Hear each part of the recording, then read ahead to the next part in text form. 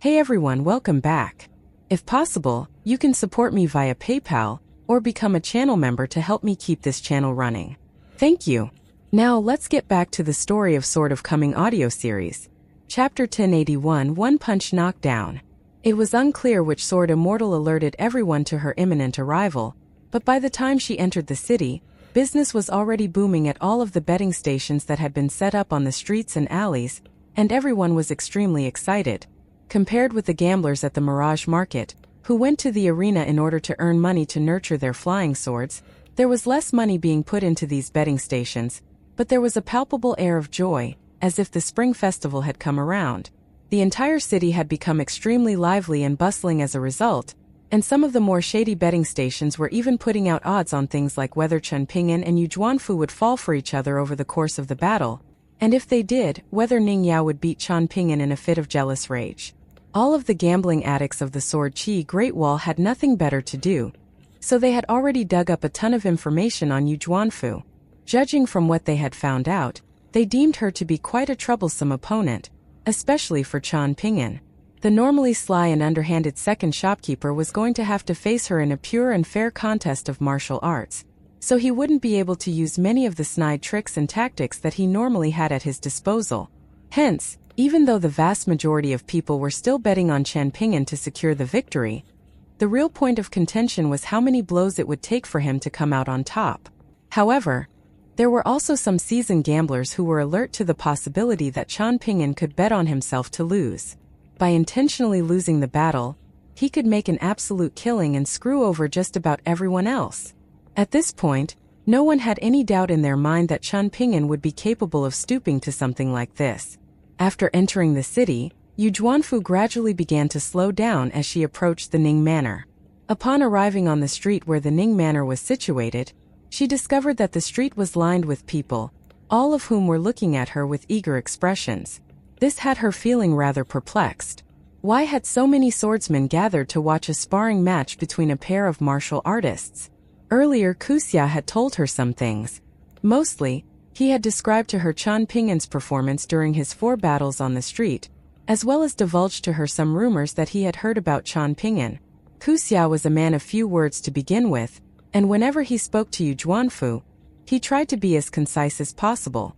Hence, a lot of the unsubstantiated rumors about Chen Pingan had been told to Yu Juanfu by a young swordswoman by the name of Zhu Mei. Yu Juanfu arrived at the entrance of the Ning Manor, and she was just about to speak when a burst of raucous laughter suddenly rang out from nearby. Yu Juanfu's brow furrowed slightly as she looked around, and she noticed that almost everyone was looking at a group of figures squatting atop a wall that she had just passed by. The group consisted of a fatso, a thin young man, a woman with only one arm, a handsome young man, and another young man in a Confucian robe. The young man in the Confucian robe stood up with a smile and declared, "I am Chen Pingan, the one you wish to challenge." A sense of fury instantly welled up in Yu Juanfu's heart. How dare he play me for a fool like this? And why were all of those swordsmen willing to cooperate with his ruse? They were intentionally not looking at him earlier. Chen Pingan made his way out onto the street, situating himself around 20 steps away from Yu Juanfu. He clasped one hand behind his back, then extended his other hand toward Yu Juanfu with his palm laid open. Yu Juanfu's focus instantly became razor-sharp, and all of her emotions faded away as her fist intent flowed throughout her entire body like a mighty river. She gave a nod of approval as she observed the young martial artist standing before her. In spite of his previous cowardly and underhanded tricks, he did possess the poise and flair of a martial artist. "How do you want to do this?" Chen Pingan asked. "For this first battle, let's go all out for one punch each and alternate. What do you say?" Yu Juanfu proposed. "You can go first," Chen Pingan said with a smile. "If I manage to withstand your punch, I'll return the favor, and if I fail, then it'll naturally be my loss. We'll keep going back and forth until one of us is unable to continue." "Sounds good," Yu Juanfu replied. "Our second battle can be half a month from now, provided that you've recovered from your injuries by then." It was a rather cocky display for Chen Pingan to allow Yu Juanfu to have the first punch, and all of the bystanders were eagerly waiting to see whether this decision would come back to bite him. Clearly, Yu Juanfu was not very pleased at the fact that Chen Pingan had made her wait for half a month. All of a sudden, a little girl raced onto the scene, hopping frantically from one rooftop to another while pounding vigorously on a gong to make an almighty racket. I snuck out to come and cheer you on, future master. This gong is super loud. My father's probably going to come and grab me soon, but before that, I'll cheer you on for as long as I can. Yanjue leaned back and slammed the back of his head into the wall behind him in exasperation. Can you at least stop striking that gong while you're speaking? No one can even hear what you're saying over all that noise. Chen Pingan turned to Guizhuzhou and gave her a smile and a nod. Right at this moment, a burst of almighty fist aura erupted out of Yu Juanfu's body. Sword Immortal Tao Wen was running one of the betting stations, and at this moment he was sitting atop a wall, drinking some bamboo sea small world wine while observing the two opposing martial artists on the street. Guizhuzhou was charging at him at full speed while still striking her gong, and he ducked down slightly to allow the little girl to leap over him. After the first punch was thrown, concerned looks appeared on the faces of many of the swordsmen present who had previously been looking down on Yu Juanfu. Her punch had been extremely heavy. Chen Pingan had been struck square in the chest, and he was sent flying before tumbling to the ground at the end of the street. A burst of almighty rumbling rang out, and all of the swordsmen on the street at or below the golden courtier had to draw upon their sword chi to ward off the ferocious fist intent that was sweeping through the air in all directions. Chen Pingan lay on the ground for a moment, then sat up and wiped the blood from the corner of his lips. He was clearly a little unsteady, but he still rose to his feet. Some of the bystanders had already written Chen Pingan off, convinced that his cockiness had led to his downfall, and were distraught by the outcome. Those people had clearly bet on Chen Pingan to easily come out on top against Yu Juanfu. They were regulars at his wine shop, and they had a great deal of faith in his character and abilities. However, to the surprise of everyone, including Chen Pingan, Yu Juanfu turned to leave as she declared, I surrender this first battle. We'll have our second battle in half a month, and it'll be one where we're free to exchange blows without any sequential order put in place. Never one to make a loss, Chen Pingan didn't want to have taken a punch for nothing, so he hurriedly proposed, how about we have our second battle right now? Yu Juanfu stopped in her tracks, then turned back and asked, is this what you think a battle between martial artists should be like? Chen Pingan turned to the side to spit out a mouthful of blood, then nodded and proposed in a serious manner. In that case, let's go to the top of the city wall right now. The fact that Yu Juanfu had raised such a question meant that she was worthy of some respect, and the only way for a pure martial artist to display respect to an opponent was through their fists. The look in Chen Pingan's eyes and the restrained fist intent in his body, particularly the fleeting pure aura that he displayed, felt very familiar to Yu Juanfu, but also a little alien. Back on that ancient battlefield on the Golden Armor continent, she had thrown countless punches at Cao Ci, and in this moment she felt as if she were standing before Cao Ci once again. In her eyes, the two of them were extremely similar but also vastly different. I don't care if you believe me or not, Chen Pingan, but I harbor no personal resentment toward you, Yu Juanfu declared. However, you and I are both aware that a sparring match will be completely pointless for us. Only a battle to the death can truly help us make meaningful strides in our martial arts cultivation. Hence, I want to propose that we disregard the rules of the Sword Chi Great Wall in our second battle. We'll stop just short of a battle to the death, but anything else goes, even if it means one or both of us have our futures as martial artists completely destroyed. What do you say? Chen Pingan slowly rolled up his sleeves, and his eyes narrowed slightly as he replied, once we go to the top of the city walls, you can ask Sword Immortal Kuxia if he would dare to agree to those terms on behalf of the Yu clan's patriarch and Zhou Shanji. We may be pure martial artists, but that doesn't mean that we can focus solely on our fists and disregard everyone and everything else. Perhaps there will come a day when you can do that, but that's definitely not something that the current Yu Juanfu is capable of. If you want complete freedom unfettered by anyone else, then you must have the power to match. Yu Juanfu fell silent. Chen Pingan extended his arms to his sides, and his rolled-up sleeves unfurled on their own, following which he smiled and declared, that leaves one final battle. I'm happy to fight you anytime. Guizhuzhou was standing atop a nearby wall, and she was enthralled by what she was seeing that she had already forgotten to strike her gong. She wiped the sweat from her forehead, then swung down the mallet in her hand forcefully and exclaimed, my master's power is truly unmatched.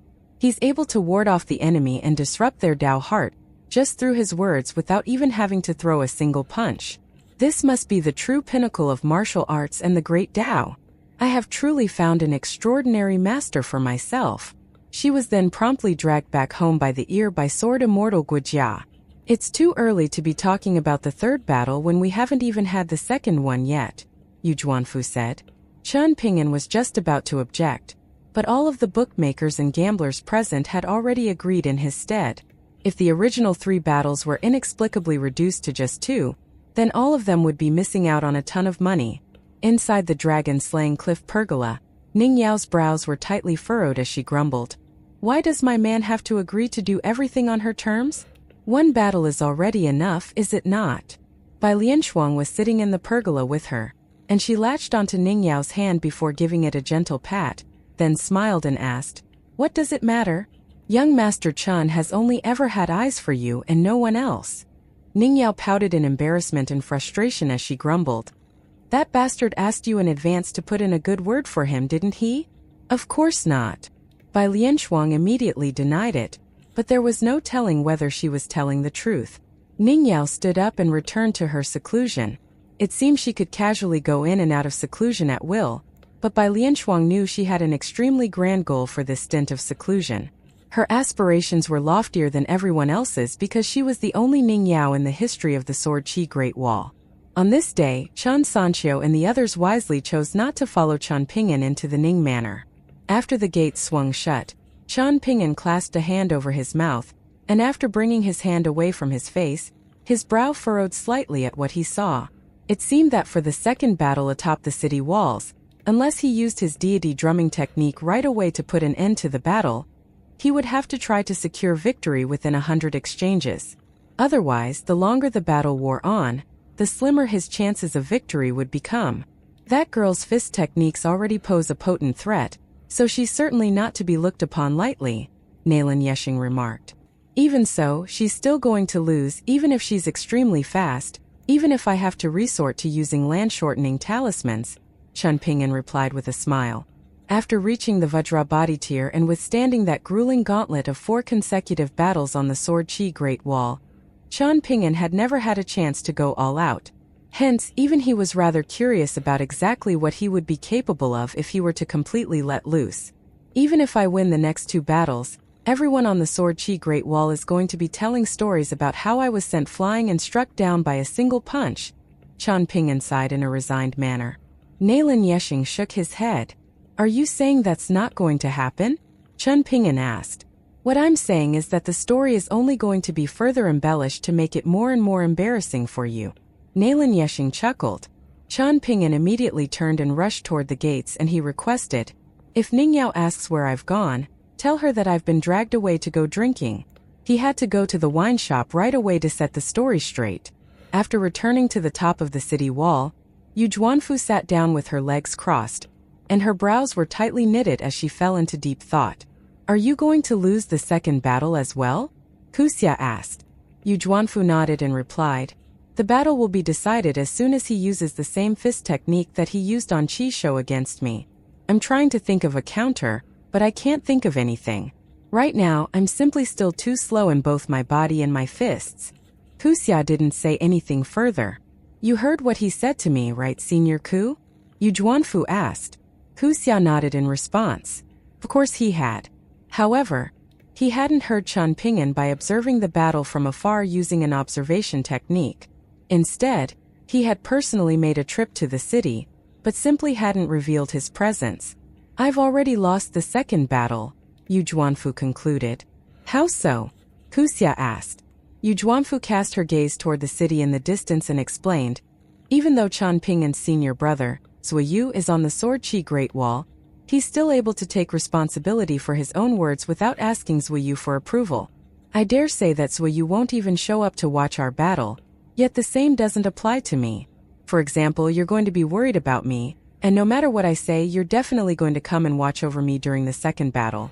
Similarly, regardless of what I say, the patriarch of my clan and sword immortal Zhou will be sure to go after Chen Pingan for vengeance if something happens to me. At the very least, they'll harbor resentment toward him, and even if they don't take action right away, they'll eventually do something in the way of retaliation.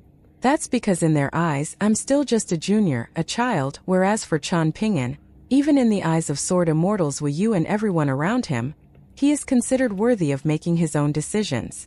Ku Xia was even more perplexed upon hearing this, and he countered, that may be the case, but in a battle between pure martial artists, shouldn't it be left to the fists to do the talking? It's not so simple, Yu Juanfu replied with a shake of her head. Chao Xi once told me that if a martial artist is able to reach the 10th tier, the foundation that they've built at the first thriving Qi tier will often be able to decide whether they'll have any chance of reaching the legendary 11th tier in their lifetime. Reaching the simplification tier too early is definitely not a good thing. Over the years, Chao Xi has constantly been pondering how to best establish a foundation at the thriving Qi tier. And in order to accomplish this objective, he chose a very interesting option. Ku Xia was normally quite a detached and aloof man, yet he couldn't help but have his interest piqued, and he asked, "What's so interesting about Chao Xi's choice?" Yu Juanfu rested her fists on her knees, then replied, "Right now, Chao Xi is studying every single one of the 3 teachings and 100 schools of thought. That's why he went to that ancient battlefield to study the true intent of all of those deity statues before incorporating it into his own fist techniques." He's insane, Ku Xia sighed, shaking his head in exasperation. Chen Pingan is also a very strange man, Yu Juanfu continued. It may just be a false impression of mine, but even though he didn't throw a single punch today, I was struck by the feeling that he's simultaneously extremely similar to, yet also vastly different from Chao Xi. It appears that both of them are on the same path, but they're walking in completely opposite directions, with each of them pursuing a different extreme. Could it be that you're overthinking things? Ku Xia asked. I hope so, but at the same time I hope not, Yu Juanfu replied with a look of mixed emotions on her face. Over in the city, Chen Pingan had just arrived at the wine shop when he spotted Qi Jinglong, and Bai Shou sharing a table with 2 women. Among them, Qi Jinglong was the only one eating yangchan noodles, and he didn't appear to be in a particularly good mood. Thank you for establishing a reputation for me, second shopkeeper, Qi Jinglong said. Chen Pingan merely smiled and turned his gaze to Lu Sui. Lu Sui stood up from her chair, and as she did so, she latched onto Ren Lingsong's hand, forcing her to stand up as well. It seemed that she knew her friend very well, and she wasn't giving Ren Lingsong the chance to ignore Chen Pingan. It's a pleasure to make your acquaintance, young Master Chen, Lu Sui greeted with a smile. You can just call me the second shopkeeper, Celestial Maiden Lu, Chen Pingan replied with a smile of his own. Zhang Jiazhen, who was helping out in the shop, rushed over to their table, but he had only brought a bowl and no wine. Lu Sui filled Chen Pingan's bowl with wine, then raised her own bowl, and Chen Pingan did the same. However, they skipped the formality of touching their bowls to one another before downing the contents of their respective bowls in one go. Ren Lingsong also took a sip of wine, but that was all, and she sat back down with Lu Sui. Bai Shou was holding a chopstick in each hand to pick up a large clump of yangchan noodles, but he didn't eat them. Instead, he took a side-eyed glance at Lu Jinglong before heaving an internal sigh. In his eyes, Chen Pingan and Lu Sui were a much better fit for each other, whereas for Lu Sui to fall for Lu Jinglong felt like an immortal flower thrown into a cabbage patch, or a delectable spirit fruit fed to a pig. It simply didn't feel right. However, as soon as this thought entered his mind, he immediately threw down his chopsticks and joined his palms together in repentance. I'm sorry, big sister Ning. Please forgive me. Lu Sui is not worthy of Chen Pingan. Earlier, Ren Lingsong and Lu Sui had been watching the battle together from the end of the street before encountering Qi Jinglong and Bai Shou.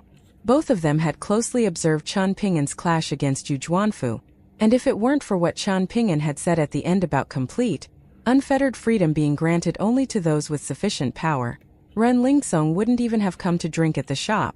In contrast with Chen Pingan, Ren Lingsong was more accepting of a cultivator like Qi Jinglong, and her impression of Chen Pingan was very ordinary. It wasn't that she looked down on him for selling wine, seals, and folding fans. As a matter of fact, on one of her journeys, she had encountered immense peril, and all of the seniors and peers of her sect who had been with her had perished. She was forced to fend for herself, and that had been a very difficult period of her life. Hence, not only did she not look upon the old tables and chairs in the wine shop with disdain, but it also reminded her of that arduous chapter of her life, in which she had to struggle and toil every day just to get by. However, there was something about Chen Pingan that felt off to her, but she couldn't quite put her finger on exactly what it was. Perhaps it was the fact that he was too much like the people of the Sword Chi Great Wall, and that his disposition was completely different from the cultivators of the majestic world. It could also be down to the fact that all of the swordsmen present, regardless of their background or cultivation base, treated Chen Pingan like one of their own, something that Ren Lingsong and many of her seniors dearly wished for. At the moment, Ren Lingsong could only say that she harbored no enmity toward Chen Pingan, but she wasn't interested in becoming friends with him either. After all, given that he was such a close friend of Lu Jinglong's, Ren Lingsong had envisioned him to be a graceful young man who fit the immortal mold, but she had been left sorely disappointed. Aside from his attire, everything else about him went completely against her expectations. As for how Chen Pingan saw her, she didn't care at all. Even though there was enough space around the table, Lu Sui and Ren Lingsong still chose to sit on the same bench, and it seemed that all the women who were close friends behaved this way. Qi Jinglong didn't think about this at all, while Chen Pingan was perplexed. As for Bai Shou, this was a welcome sight as it allowed him to see both of the beautiful big sisters at once whenever they went out together. Lu Sui spoke briefly about Yu Juanfu, showering the young woman with praise, while Chen Pingan listened carefully to what she had to say. Given that all of the remarks that Lu Sui had made on Yu Juanfu were positive, even if what she said was to somehow travel to the top of the city walls, her words wouldn't cause any offense to Yu Juanfu and Ku Xia. Lu Sui was aware that Yu Juanfu was an extremely talented martial artist, so the fact that Chen Pingan was able to come out on top in their first battle, without throwing a punch, was a clear testament to his abilities.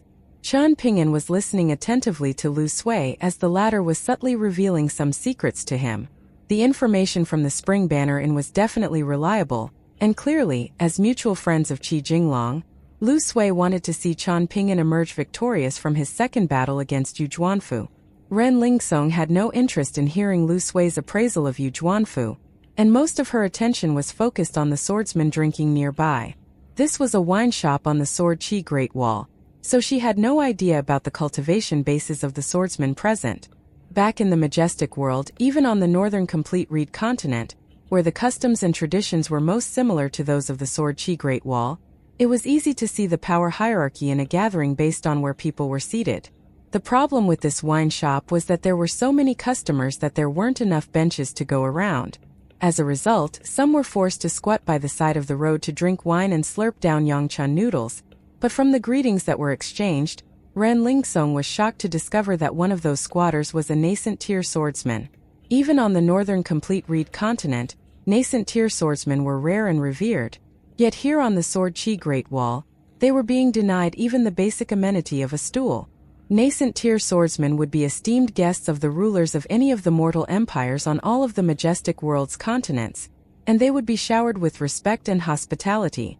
What was even more bewildering to Ren Lingsong was that the old swordsman in question spoke to Chen Pingan like an old friend, swearing profusely as he accused Chen Pingan of scamming him out of all of his hard-earned money.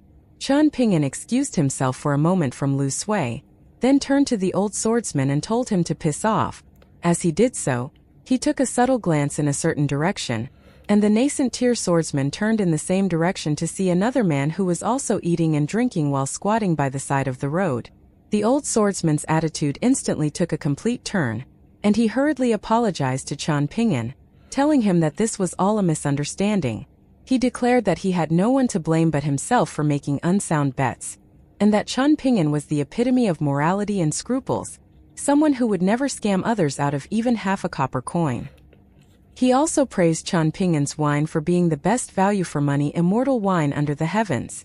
After that, the old man paid for his wine before immediately fleeing the wine shop. As he ran, he turned back to spit onto the ground, then yelled that Chen Pingan's conscience had fallen onto the ground, urging Chen Pingan to come and pick it up before a dog made away with it. Everyone in the wine shop gave a collective cheer, and it seemed that someone had finally articulated their thoughts on Chen Pingan. In fact, one of the patrons of the wine shop was so enthused that he ordered another flagon of wine to celebrate. Ren Lingsong felt like all of the swordsmen here were very strange. They were completely shameless. and they all spoke and behaved in completely inexplicable ways. Chen Pingan remained unbothered, but the thought of having to write a poem for the old bastard immediately soured his mood a little. Thus he turned to Qi Jinglong with a smile, then asked, "Have you had the urge to write any poetry lately, Jinglong? We can exchange some pieces and see who's the better poet."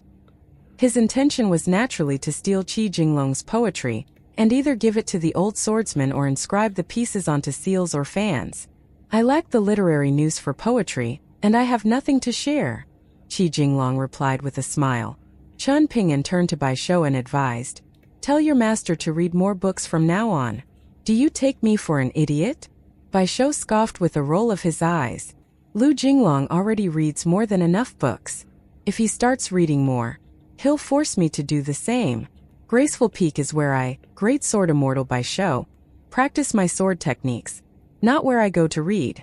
I'm going to be renowned far and wide for my swordsmanship, not how many books I've read." Bai Shou had seen Lu Jinglong's book collection in his thatched cottage, and he felt like he wouldn't be able to read through it all even if he dedicated his entire life to the task. "Are you not an idiot?" Chen Pingan countered. Bai Shou picked up a chopstick with a menacing expression as he threatened, "You do know that swordsmen can use anything as a flying sword, right? Don't imitate certain people while you're eating," Qi Jinglong reprimanded, but there was an amused smile on his face. Bai Shou was happily slurping down Yangchan noodles.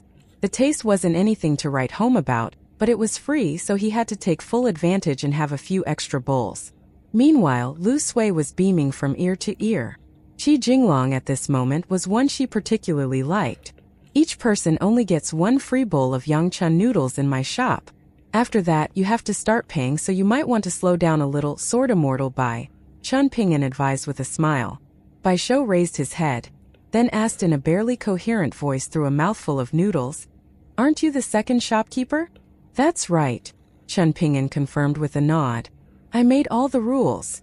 Not only was Bai Shou not enraged, but he also felt a hint of sympathy for Chen Pingan.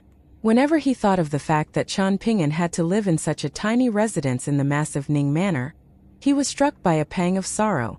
"Are you working so hard to earn money because you can't afford a betrothal gift?" he asked in a quiet voice.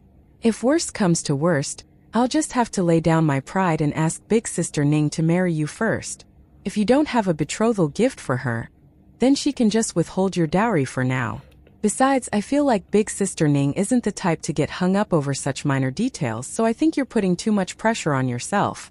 It is indeed a little shameful for a man to try to marry someone when he can't even afford a betrothal gift. But Big Sister Ning chose you over everyone else, so I'm sure she'd be willing to put up with that. Talking about this is making me sad, so that's all I'm going to say on this matter." With that, Bai Shou raised his bowl and threw his head back to chug down its contents in one go. He then shuddered at the wine's sharp and aggressive flavor before setting the empty bowl back down onto the table in a somber silence. Chen Pingan was left scratching his head. He couldn't actually follow through on his threat and twist Bai Shou's head off, so he was beginning to miss Pei Qian. If only she were around to punish Bai Shou in his stead. Sword immortal Tao Wen was squatting by the side of the road, enjoying some Yangchan noodles. He wore his usual sullen expression, which seemed to have been a permanent fixture from birth. Some of the swordsmen in the shop offered to give up their seats to him, but he refused and squatted down by the side of the road with a flagon of the cheapest bamboo sea small world wine and a dish of pickled vegetables. Shortly into his meal, it occurred to him that the pickled vegetables were a little too salty for his liking. Thankfully, a young boy quickly arrived to bring him a steaming bowl of Yangchan noodles. The diced spring onions sitting on top of the noodles presented such a delectable sight that Tao Wen couldn't even bear to eat them. Whenever he picked up some noodles with his chopsticks, he would always make sure to brush the spring onion aside so that they could stay a little longer in his bowl. They had made an absolute killing on this occasion. After splitting the profits, Tao Wen had ended up with around 7 to 8 grain rain coins. Virtually no one had anticipated that Chen Pingan would be able to secure victory with just a single punch, so almost everyone had lost out on their bets. In the very beginning, Tao Wen had also been skeptical. After all, Yu Juanfu was no slouch, and all pure martial artists possessed exceptional physical constitutions. It was often the case that a sparring match between a pair of pure martial artists could drag on for dozens, even hundreds of blows, without a decisive outcome. It wasn't like a battle between swordsmen, which was often decided in an instant. However, Chen Pingan had assured Tao Wen with absolute confidence of the outcome, and he promised that if he couldn't win in a single punch, then Tao Wen would get to enjoy free wine from his shop of the equivalent value to the losses that he incurred from running his betting station. Tao Wen was no idiot, and he immediately lost interest in running a betting station. Thus, Chen Pingan made a compromise, telling him that should things go awry, he would be willing to cover Tao Wen's losses in full with immortal coins. However, under that new agreement, any profits would be split 70:30 in Chen Pingan's favor, while the original agreed-upon split was an even 50:50. Tao Wen felt like this was an acceptable arrangement, and he didn't even bother to negotiate.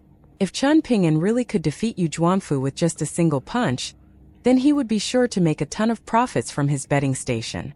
However, Chen Pingan decided to further sweeten the deal, proclaiming that Tao Wen deserved another 10% cut of the profits just because he was a venerable sword immortal. Thus, Chen Pingan made a new proposal of splitting the profits 60:40. Tao Wen naturally wasn't going to refuse, and he declared that even if he incurred a loss, he wouldn't release his flying sword. Instead, he would only smash all of the tables in the wine shop. Squatting beside Tao Wen was a young gambler who was sighing incessantly to himself. He had placed a bet on the battle between Chen Pingan and Yu Zhuanfu, only to lose everything. He had already been quite bold, betting that Chen Pingan would be able to win the first battle within 10 punches, but never had he imagined that Yu Zhuanfu would surrender after gaining what had seemed like a massive advantage with her first punch. With his financial state in complete ruin, the young swordsman didn't even buy any wine on this day. Instead, he freeloaded a bowl of wine off a friend of his, who had made slightly less losses than he had. In addition, he was dining on 2 free dishes of pickled vegetables and a free bowl of yangchan noodles to try and somewhat make up for his losses. "You should gamble less from now on, Chong Quan," Tao Wen advised. "There's no way you'll be able to beat the bookmakers in the long run, and even if you're going to gamble, don't expect to truly earn significant sums of money from it." Chong Quan had been very familiar with Tao Wen ever since he was a child. The two of them lived on neighboring alleys, so it could be said that Tao Wen had been a constant presence in the entirety of Chong Quan's life up to this point. Tao Wen was a very strange sword immortal. He was always alone, never attaching himself to any of the prominent clans in the city, and while he was happy to work with other sword immortals on the battlefield, he would always return to being a recluse after returning to the city. He lived in a moderate-sized ancestral residence, and even though he was currently single, his circumstances were even worse than those of a single man who had never married before. In the past, he had to deal with a wife who had gone insane many years prior to her death. Year after year, she continued to waste away, and by the time she departed from this world, even an immortal wouldn't have been able to save her. Tao Wen didn't seem to have been very saddened by her passing. He continued to drink in moderation, and he never got drunk. "I don't want to gamble like this either, Uncle Tao, but nurturing my flying sword is really tough," Chong Quan sighed in a resigned manner. "I've reached a key bottleneck, and even though overcoming it won't allow me to make a breakthrough in my cultivation base, it's still an extremely important bottleneck. I'm really short on money right now. Over these past few years, I've barely gone out drinking or visiting the Mirage Market at all. I really don't enjoy gambling, but I have no choice." Chong Quan cast his gaze toward the city walls in the south, then continued in a forlorn voice, "Who knows when the next battle is going to begin? My aptitude is mediocre, and even though I possess a bonded flying sword of a decent caliber, it's constantly being hindered by my cultivation base. During every battle, I can only remain on the city walls, thereby limiting the number of demons I can kill and the amount of money I can earn. If I can overcome this bottleneck, the attack range of my flying sword will increase significantly to at least around 2 kilometers. That way, I'll be able to kill more demons even on the city walls, and only then will I be able to earn money fast enough to have any hope of reaching the Golden Courtier. The few lesser heat coins that I had were nowhere near enough, so I had to take a big gamble. Why not try to borrow?" Tao Wen asked. "None of my friends are doing very well financially either," Chong Quan replied with a wry smile. "They all have to nurture their own flying swords as well, and I can't bring myself to ask for money from them." Tao Wen slurped down a large mouthful of yangchan noodles, then began chewing on some pickled vegetables and said, I recall that I once told you that I can help you once with something, regardless of what it is. Why not ask for my help now? I was thinking that I would save it so that when I'm able to leave the city walls to fight on the southern battlefields, I can ask you to save my life once, Chang Quan replied with a grin.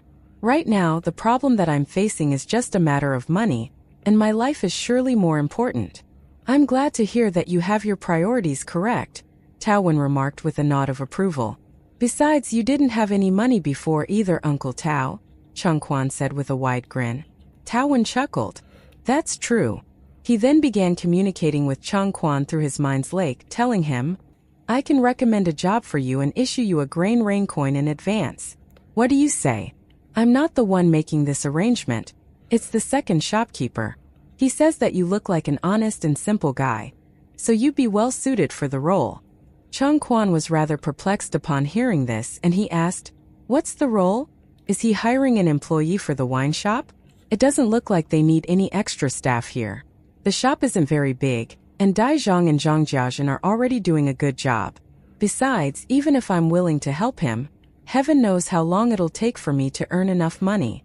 The second shopkeeper was certainly right about you being honest and simple, Tao Wen sighed in a resigned manner. After discussing the matter in secret for a while longer, Chang Quan chugged down a large mouthful of wine to steel his resolve, then gave a firm nod as he made his decision. He was going to do it.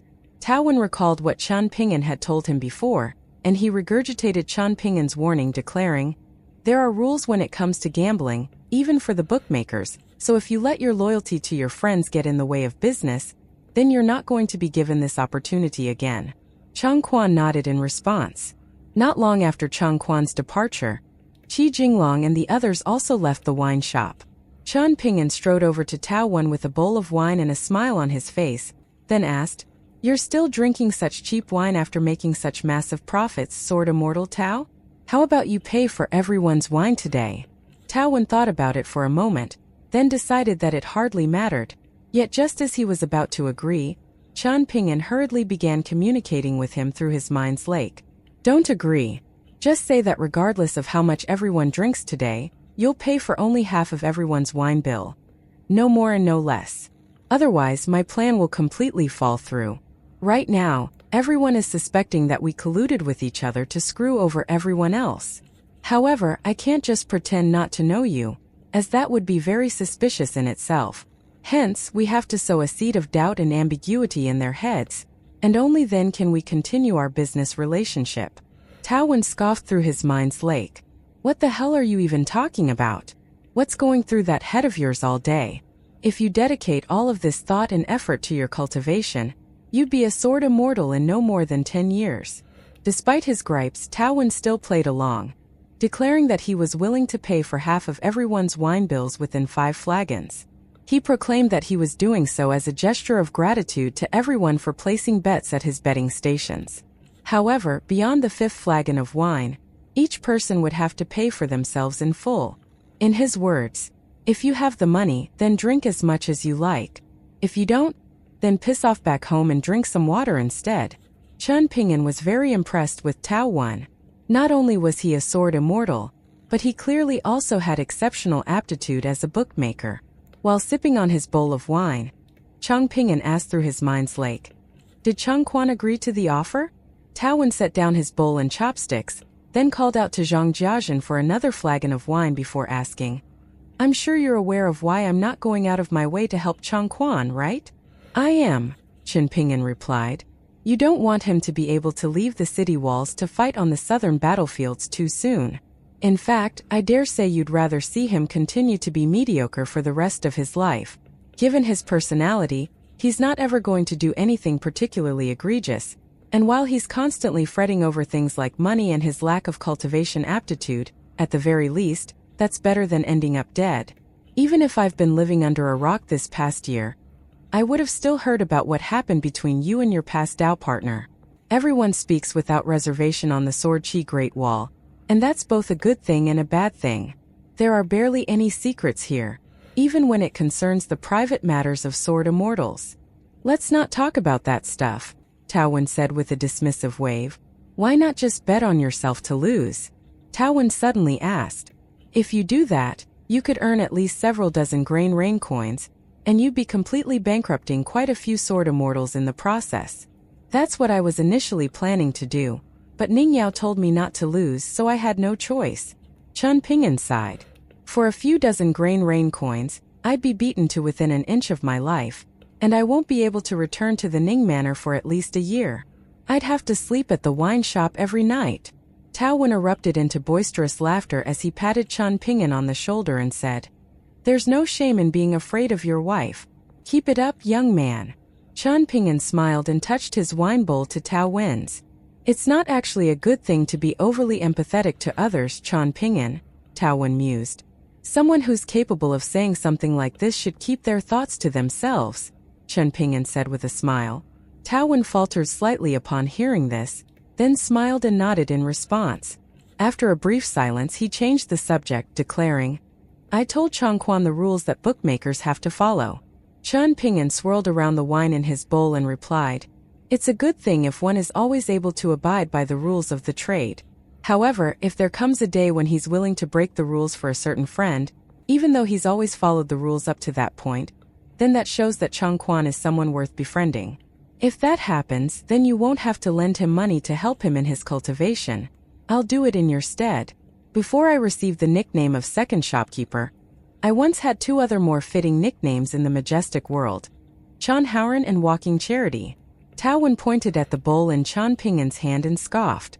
Take a good hard look at yourself before you say such shameless things. Chen Pingan looked down at his own reflection in the wine, then exclaimed in astonishment, Who's this handsome young man? Fatty Yen stood outside his father's study, an uneasy look on his face. Yenjua's father had heard about the sparring match outside the Ning Manor, and he had given Yenjua a grain rain coin to place a bet on Chen Pingan winning with a single punch. Even though Yenjua was extremely confident in Chen Pingan, he still felt like this was going to be a complete waste of money. His father, Yen Ming, had told him that it didn't matter if he lost the bet, so after some consideration, he decided to exercise his own discretion and place a bet on Chen Pingan coming out on top somewhere between 3 and 10 punches into the battle. In addition to this grain rain coin, he also bet 2 lesser heat coins out of his pocket money on Chen Pingan emerging victorious within 100 punches. However, the sequence of events that followed had Yenjua completely flabbergasted. First, Chen Pingan had proposed a battle format that placed him at a massive disadvantage. Yet somehow, his opponent turned out to be even more inexplicable than he was, surrendering after just a single punch, one that was landed by her no less. At least cop a few punches before you concede. Aren't you supposed to be a Vajrabhati tier martial artist with an exceptional foundation, just like Chen Pingan? Yenjua didn't want to come to his father's study, but he had no choice. Even if he were to completely empty his coffers and borrow some money from his mother, he still wouldn't be able to scrounge together enough money to make up for the large sum of grain rain coins that his father should have won. Thus, he could only steel himself for a dressing down, or perhaps even a beating. You lost the money, did you? Yen Ming asked without even raising his head. Yenjua gave an affirmative response. Was it possible that Chen Pingan could have intentionally fixed the battle to lose on purpose for profit? Yen Ming asked. There's no way he would have done that, Yenjua replied in a confident voice. Chen Pingan isn't competitive at all when it comes to battles against cultivators, but he's extremely competitive when it comes to martial arts. He would be very resistant to the idea of losing even to a far-roaming tier martial artist, let alone Yu Juanfu, who's at the Vajrabhati tier, just like him. Do you think Chen Pingan stands to benefit at all from fighting in sparring matches against Yu Juanfu, even if he wins? Yen Ming asked. I wasn't sure in the beginning, but after hearing Chen Pingan's conversation with Yu Juanfu, I learned that Chen Pingan doesn't think their sparring matches will be of any benefit to him at all, Yenjua replied with a shake of his head. In that case, how can he get Yu Juanfu off his back as quickly as possible? Yen Ming asked. Even now, do you still not understand why Chen Pingan raised that proposal? If the answer is no, then that grain rain coin of mine will truly have gone to waste. Make sure to write down the losses that you incurred from your misplaced bet, and repay me over time. Do you really think Chen Pingan intentionally allowed her to throw the first punch to concede an advantage? Are you still under the impression that Yu Juanfu surrendered the sparring match on a whim? Let me tell you this. If Yu Juanfu had stood still and taken a punch from Chen Pingan like Chen Pingan had done for her, she would be so utterly humiliated that she wouldn't even have the heart to face him in the next 2 sparring matches. Bai Lianshuang was once a 10th-tier martial artist, while Nalin Yeshing was once an immortal tier swordsman. Technically, they're supposed to be nothing more than servants of the Ning Manor, but do you really think that all they do is keep the rooms clean and prune the trees? They will be sure to teach Chen Pingan everything they possibly can, and Chen Pingan will be sure to learn everything that he can, and he'll do so extremely quickly and well. That's not even to mention the instruction that he's receiving from Zhou Yu. You've already made very good use of your time over the past year, but in comparison, this past year has been like 3 or 5 years for Chen Pingan from a developmental perspective.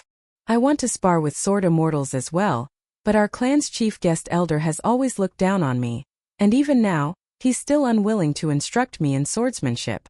Yanzhua protested in a pitiable manner. I've begged him so many times to teach me, but he doesn't even bother to acknowledge me. Why didn't you come to me and ask me to put in the request for you? Yan Ming asked. Are you not aware that I'm the most authoritative figure in the Yin clan?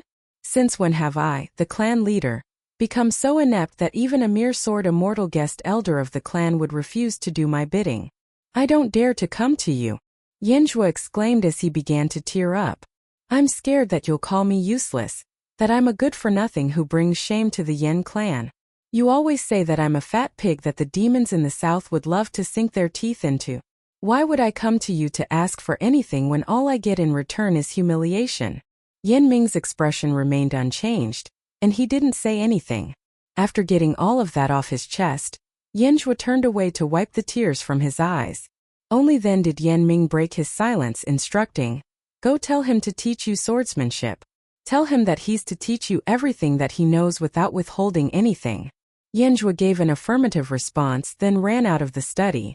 In a corner of the study, the air rippled slightly, after which an old man appeared and smiled as he asked, You just had to make me the bad guy, didn't you? I pay you so much every year, so of course you have to be the bad guy, Yan Ming said with a chuckle.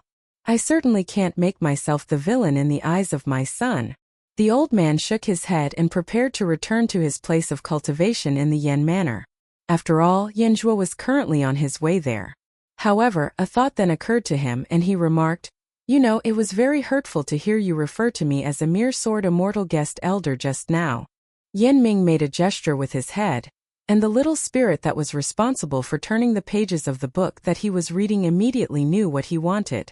It leaped into a brush holder on the desk, then emerged with a pair of grain rain coins before hurling them at the old man. The old man tucked the grain rain coins up his sleeve, then smiled and said, Never mind. It suddenly doesn't feel so hurtful after all. Yan Ming hesitated momentarily, then said with an awkward expression, Teach him to the best of your abilities, but also make sure to go as easy on him as you can. The old man vanished from the spot in a flash. There were some things that Yan Ming had chosen not to reveal to Yanzhua. For example, the Yin clan wanted to recruit a certain sword immortal as a new guest elder. The sword immortal in question once had a daughter, whose nickname was Spring Onion. His daughter had a bright future ahead, but she suffered an untimely and extremely horrific demise on the southern battlefield. Her father had been trapped in the heat of battle at the time, and he desperately rushed to her side to try and save her, suffering severe injuries in the process, but was still unable to make it in time. Driven insane by grief, the girl's mother constantly repeated the same question to her husband day and night, asking him why he couldn't save their daughter when he was a sword immortal. A man returned to his home, where he lived alone. Earlier, he had ordered 3 extra bowls of Yangcha noodles from the wine shop, and they were stored in the small world up his sleeve. He pulled out the bowls of noodles one after another before placing them onto the table, then fetched 3 pairs of chopsticks and set them down beside the bowls. After that, he began slurping down his bowl of noodles. One of the bowls of Yangcha noodles on the table had a bit more diced spring onions than the other 2. Under the dim light of dusk, Chen Pingan was sitting on the wine shop's doorstep, leaning against the doorframe with his hands tucked up their opposite sleeves. Business was booming for his wine shop, while the other restaurants and wine shops in the distance were not doing so well. He had heard that after the woman from the affluent clan on the Middle-earth Divine Continent left the Mirage Market, The sword immortal who had challenged her upper 5 tiers military and cultivator servant was none other than Tao 1. Normally, the stories of others wouldn't leave all that deep an impression on Chen Pingan, and he would often forget about them after drinking a few flagons of wine and eating a few bowls of yangchan noodles. However, Tao 1's story was one that stuck with Chen Pingan, and for some reason it always made him think of Clay Vase Alley back home. The constant recollection of Tao 1's tragic life story made him feel terrible, and that was why he had raised that question to Ning Yao. All of the swordsmen on the Sword Qi Great Wall, regardless of age or gender, were waiting to die. So many people had perished here that no one wanted to remember anyone's passing anymore. What right did that insolent woman from the Middle-earth Divine Continent have to come here and preach about morality and human rights? Why did she not take the time to see the entirety of the Sword Qi Great Wall before making her judgment on this place? She wasn't being asked to sacrifice herself atop the city walls, so the least that she could do was see more and think more before she spoke. Was that so hard? While toiling away in the shop, Zhang Jiazhen took a moment to wipe the sweat from his forehead, and that was when he noticed Chen Pingan leaning against the door frame, staring off into the distance with a look on his face that Zhang Jiazhen had never seen before. He seemed both sad and disappointed. Autumn on the Sword Qi Great Wall was a rather somber affair, with all of the trees and plants losing their vibrant green plumages. Meanwhile, it was spring in the majestic world, and everything was teeming with new life. It was the Jingzhe solar term, and all of a sudden, the mood of the gods seemed to have taken a turn for the worse. Dark clouds quickly gathered over the clear and sunny skies above downtrodden mountain, following which a torrential downpour arrived. 3 girls were sitting together in the walkway on the 2nd floor of the bamboo building, looking out at the rain. There was a bright green hiking pole on Zhou Mili's left, and a gold shoulder pole on her right. As the official right-hand guardian of the downtrodden mountain ancestral hall, Zhou Mili had secretly given the hiking pole and the shoulder pole the unofficial titles of the junior right-hand guardian and the junior left-hand guardian. However, she didn't dare to reveal this to Pei Qian. Pei Qian was really annoying and pedantic when it came to rules, and there were many occasions when Zhou Mili wanted to stop being friends with her. However, whenever they had a falling out, Zhou Mili would immediately begin counting numbers off on her fingers, waiting for Pei Qian to come and play with her. Chen Wanshu was a little concerned. Not long ago, Chan Lingjun seemed to have made up his mind that he would immediately travel to the northern complete reed continent to embark on his river journey as soon as he reached the golden core tier. Pei Qian lay on her back, her arms folded over one another beneath her head, serving as a pillow. She had one leg crossed over the other, and recently she had also been feeling rather vexed. Training martial arts with Zhu Lian was a very underwhelming experience, and on one occasion she flew into a rage, yelling at him in a furious voice before knocking him unconscious with a stomp to the head. After the event she felt very guilty, but she didn't want to apologize to him. While her reaction had been a little excessive, the fact of the matter was that Zhu Lian had been at fault first. He should have beaten her to a pulp in there. Sparring matches just like Cui Cheng did. It wasn't like he was actually going to kill her. She was on the receiving end of the punishment, yet even she wasn't afraid, so she had no idea what Zhu Lian was afraid of. What's the point in these sparring matches if you always go so easy on me? Do you know how much money it costs my master each time I take a medicinal bath? Pei Qian had run the calculations with Chan Wanshu before, and they discovered that at the rate that she was burning through money in her martial arts cultivation, she wouldn't be able to make enough money to cover the expenses even if she were to run the shop on Dragon Riding Alley with Shuro day and night for 100 years. This was why she was so angry that Zhu Lian was always going so easy on her.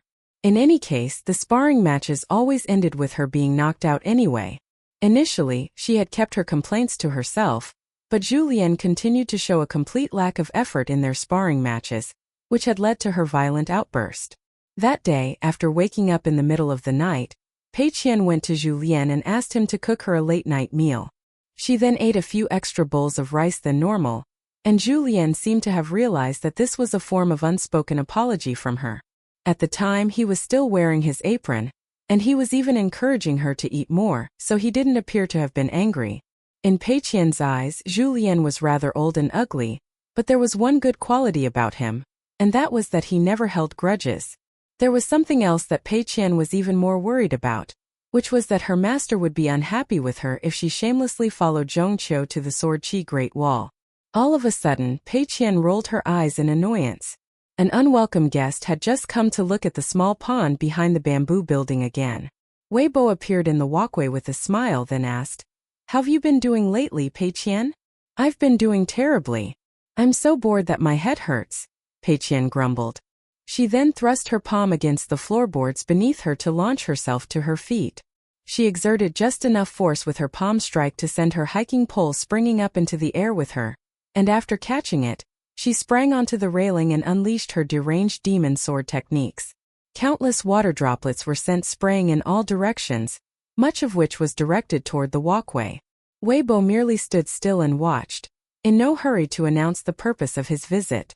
All the while, Pei Qian continued her performance as she yelled at the top of her lungs. "The heavens weep and the vast earth cries. May immortal coins come raining out of the skies." While it was true that Downtrodden Mountain was very short on funds, Pei Qian was perhaps the only one desperate enough for money that she would pray for it to fall from the heavens. "I have a letter. Who wants to see it?" Wei Bo asked with a smile. Pei Qian immediately set down her hiking pole, then jumped down from the railing before waving a hand.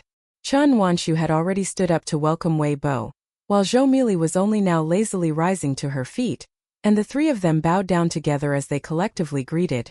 "What an immense honor it is to have the great mountain god visit our humble abode." Wei Bo smiled and nodded, then handed over the letter to Chen Wanshu. Chen Wanshu hurriedly wiped down her sleeves, then accepted the letter with both hands before carefully pulling it out of its envelope. She handed the envelope to Zhou Mili, while Pei Qian took the letter, then sat down in a formal posture with her legs crossed and her back straight. The other two girls also sat down beside her, and their three little heads leaned in so close to one another that they were almost touching. Pei Qian turned to complain to Zhou Mili, urging her to hold the envelope less forcefully as she was creasing it in her hand. She asked Zhou Mili how she could be expected to entrust her with any significant duties, if she couldn't even be trusted to hold onto an envelope. Zhou Mili's face instantly puckered up, looking on the verge of tears. Pei Qian smiled and patted her on the head while offering some words of consolation, and Zhou Mili quickly began smiling again. The three girls read through the letter extremely slowly and meticulously, not willing to miss even a single word. They were eagerly hoping to see themselves mentioned in the letter. Even if their names were only mentioned in passing, that was enough for them to be overjoyed for a long time. After carefully reading through the letter once, Zhou Mili proposed, "Let's read it again." "Of course. Why even bother to say something so obvious?" Pei Qian scoffed. In the end, they read the letter 3 times before Pei Qian finally slipped it back into the envelope. She cleared her throat and put on a mature expression, then asked, "Both of you saw what was written on the letter, right? My master has provided a very solid and indisputable reason for why he's asking you not to go to the Sword Chi Great Wall. Now then, the question is, do either of you feel any resentment at the decision? If you do, then make sure to tell me, and as my master's first ever disciple, I'll be sure to talk some sense into you." "I can't go to the Sword Chi Great Wall," Chen Wanshu said with a smile. "Even when I'm staying overnight in the Dragon Spring Prefectural City, I begin to miss our downtrodden mountain." She had always had a habit of staying somewhere and not leaving. In the past, it was the scripture library of the Yellow Court Nation's Zhelan Chao clan, and now it was the Dragon Spring Prefecture. In the past, she had to hide from everyone like a thief, but now she could go to Downtrodden Mountain, Dragon Riding Alley, or the Dragon Spring Prefectural City as she pleased without any fear of being discovered. She really enjoyed being here, and she reveled in her current busy lifestyle. Zhou Mili had her arms crossed, and even though she was doing her best to put on a stern facade, she was still unable to completely hide her elation. The Mountain Master has clearly written that I, as the right-hand guardian of Downtrodden Mountain, must stay behind to keep an eye on this little pond. This is a heavy responsibility. As a matter of fact, I plan to move my bed to the pond so I can keep an eye on it day and night. If it weren't for her best efforts at resisting, she would have already broken out into a wide, beaming smile by now. In his letter, Chen Pingan proclaimed that he had told many people on the Sword Chi Great Wall stories of the great water monster of Mute Lake. Furthermore, these were apparently all stories where she featured in major roles, not just typical stories where the monster was beaten to death as soon as they appeared. "I can't believe my stories are being told in another world. I wouldn't even have dared to dream of this in the past. That tells me that the two of you know what's best for you, Pei Qian said with a nod of approval. Just treat it as if I went on a journey to the Sword Qi Great Wall in your stead. No one in the majestic world is able to recognize the true power of my deranged demon sword techniques, but I'm sure all of the sword immortals on the Sword Qi Great Wall will beg me to become their disciple once they see my almighty sword techniques. Unfortunately, I'm going to have to disappoint them and tell them that I already have a master. They can cry and beg all they want, but it's not going to do them any good. Those sword immortals can only blame their own bad luck for not meeting me sooner. Would you dare to speak like this to the sword immortals over there in person? Chen Wanshu asked with an amused smile. Of course not. I'm not stupid, Pei Qian replied in a justified manner. Zhou Mili nodded vigorously in agreement. Sometimes she felt like Chen Wanshu wasn't all that bright. Chen Wanshu pulled out some sunflower seeds, and Pei Qian and Zhou Mili each grabbed a handful in a well-rehearsed fashion. Pei Qian gave Zhou Mili a stern glare, and the latter instantly stiffened, as if she had fallen prey to an immobilization technique. She had been very pleased with herself, thinking that she had managed to grab more sunflower seeds than Pei Qian, but under the weight of Pei Qian's oppressive glare, her fist slowly loosened as she dropped a few sunflower seeds back onto the palm of Chen Wanshu's hand. However, Pei Qian clearly still wasn't satisfied, so Zhou Mili could only relinquish more of her prized haul. In the end, she still had quite a bit left, something that she was very pleased about. Chen Wanshu pulled out a handkerchief before setting it down onto the floor. They could toss sunflower hulls as they pleased anywhere else on Downtrodden Mountain, but the bamboo building was the only exception. You were mentioned in the letter as well, Weibo, Pei Qian said. If you don't remember what the part about you says, I can go to Clouddrape Mountain every day to remind you. Right now, I can vault over mountains and valleys like the wind. It's fine, Weibo refused with a smile and a shake of his head. Really? I'm worried that you'll forget, Pei Qian said in a skeptical manner. Shouldn't you be more worried about how you're going to explain your sparring match against Bai Shou to your master? Weibo jibed. What? Who's Bai Shou? I've never even heard such a name before. Pei Qian replied with a puzzled expression. Is this someone you saw in a dream? Or am I the one dreaming right now? Even after extensive contemplation, this was the best strategy that the three girls were able to come up with. Chen Pingan will definitely believe you, Weibo declared as he gave Pei Qian a thumbs up. See? I told you this would work. Zhou Mili whispered triumphantly into Pei Qian's ear. Mountain God Wei isn't stupid, yet even he believes it. Well done. Pei Qian praised with a nod.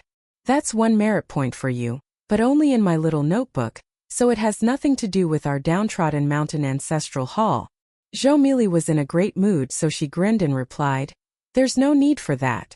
We're good friends, so I'm willing to give you my ideas for free. Chen Wanshu approached Weibo before offering the latter a handful of sunflower seeds.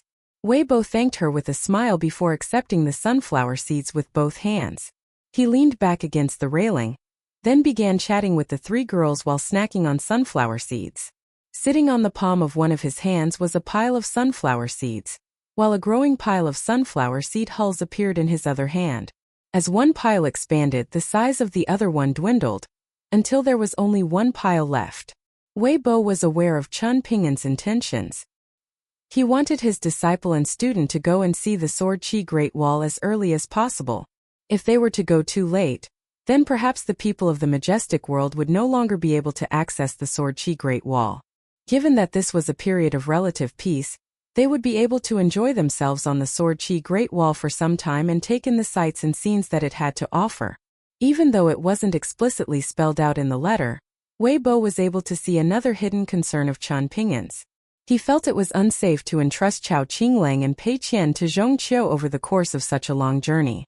However, at the moment, Zhu Lian was essentially half a mountain master on Downtrodden Mountain, so he definitely wouldn't be able to go anywhere. As for the other three picture scroll martial artists, they were all busy as well, and Weibo certainly wasn't going to be able to leave the eastern treasured Vile continent either. Hence, Chen Pingan's true concern was the current lack of top-tier cultivators and martial artists on Downtrodden Mountain. Of course, there was the immortal tier guest elder, Zhou Fei, but even if Chen Pingan could somehow convince Zhang Shangzhen to serve as caretaker for the two children, he definitely wouldn't make the request. This wouldn't have been a problem if the letter had arrived a little earlier. That way, the two children would have been able to travel to Old Dragon City with Lu Jinglong, then travel to Stalactite Mountain and the Sword Chi Great Wall from there. With that in mind, an idea occurred to Wei Bo, and he decided to try and see if Cui Dongshan could step in and accompany the two children to the Sword Chi Great Wall. Several days later, a secret flying sword letter from Cui Dongshan arrived on Cloud Drape Mountain, instructing Zhong Qiu, Pei Qian and Chao Qinglang to go and wait for him in Old Dragon City. From there, they would all travel to the Sword Chi Great Wall together via intercontinental ship. The news that the big white goose was coming with them immediately erased what little apprehension Pei Qian felt toward the upcoming journey. Half a month later, the agreed-upon date for the second sparring match arrived, yet Yu Juanfu changed her mind, requesting an indefinite postponement. The gamblers in the city were in no hurry.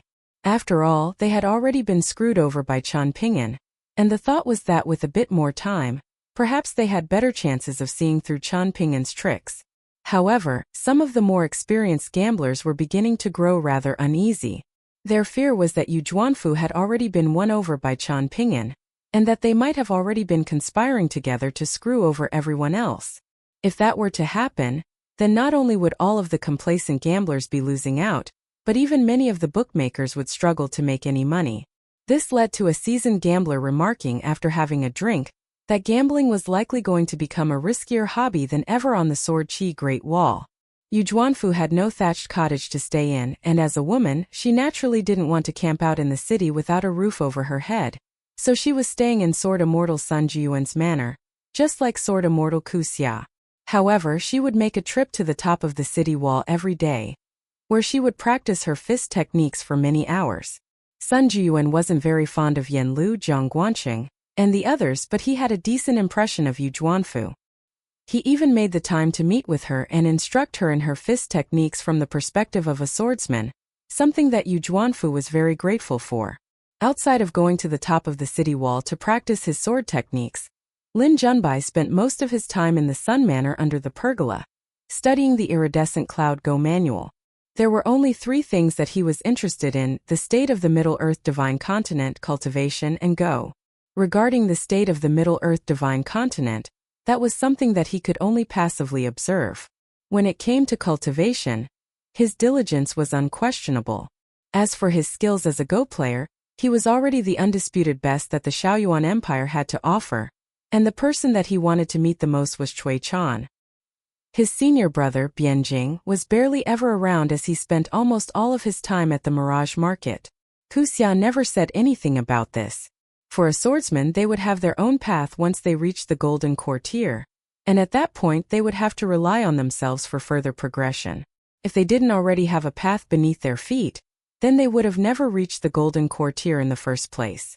Among the swordsmen of the Shaoyuan Empire, Zhu Mei was the only one with whom Yu Juanfu was willing to chat, although their conversations mostly consisted of Zhu Mei yapping away, while Yu Juanfu tolerated her presence. Zhu Mei had also bought Yu Juanfu a copy of the seal manual of the 200 Sword Immortals. At the moment, there were some more refined copies of the seal manual going around on the Sword Chi Great Wall. Apparently, they had been produced by the Yen clan, but given the prices at which the seal manuals were being sold, it seemed that the Yen clan was only just barely breaking even on costs. On this day, Zhu Mei was drinking tea in Yu Juanfu's room. Yu Juanfu was carefully flipping through the seal manual, while Zhu Mei asked in a curious voice, "Don't you want to go and see your fiancée, big sister Yu? I heard that you came to the Sword Chi Great Wall from the Golden Armor Continent. Since you left your hometown, he's been making a real name for himself, and he's friends with people like Chao Xiai and Lu Yuzhou. Lots of young celestial maidens from powerful sects are infatuated with him, and there are tons of rumors going around. Are you opposed to this arranged marriage solely because you don't like your elders telling you what to do? Or is it Huaiqian that you don't like?" "A bit of both," Yu Juanfu replied. "Let's not talk about Huaiqian then," Zhu Mei said. "How about we talk about Sword Immortal Zhou instead? Feels like every time he goes into battle he always goes overboard. Apparently, the last time he went into battle was to stand up for you, big sister Yu. Even now, there are still many detailed accounts of that occasion. Everyone says that he went way overboard that time, and even ended up drawing the ire of the Confucian school. Yu Juanfu hesitated momentarily, then revealed, "That's a fake story." Zhu Mei's eyes instantly widened with excitement as she waited for Yu Juanfu to continue. Mr. Zhou has accumulated a great deal of merit, so as long as he doesn't commit any overly severe transgressions, the Confucian school generally won't go after him, Yu Juanfu explained. "Don't tell anyone else about this, you hear me?" Zhu Mei nodded in response. "I'm serious," Yu Juanfu re-emphasized. "If you're too loose-lipped about this and someone like Yan Lu finds out, then you'll be giving him a lot of leverage to use against you." Zhu Mei continued to nod, then suddenly pulled a funny face, but Yu Juanfu failed to notice, as her attention was focused on a certain seal on the seal manual. She was slightly intrigued, but she was never going to buy a seal or a folding fan.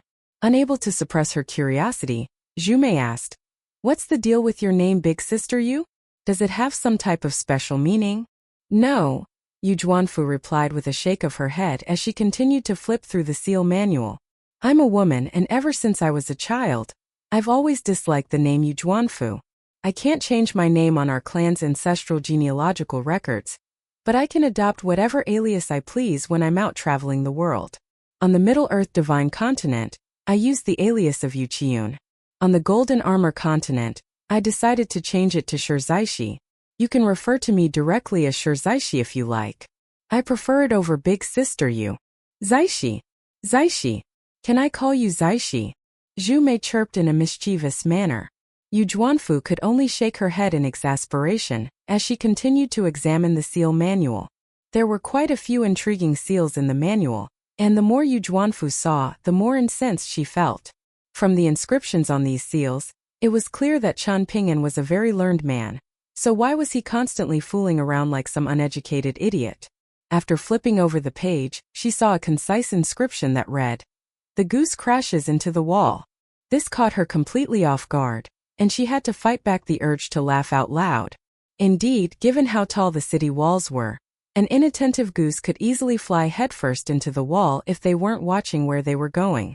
It took a tremendous effort for her to suppress the smile that was threatening to plaster itself across her face, and in the end she concealed her amusement with a cold harumph.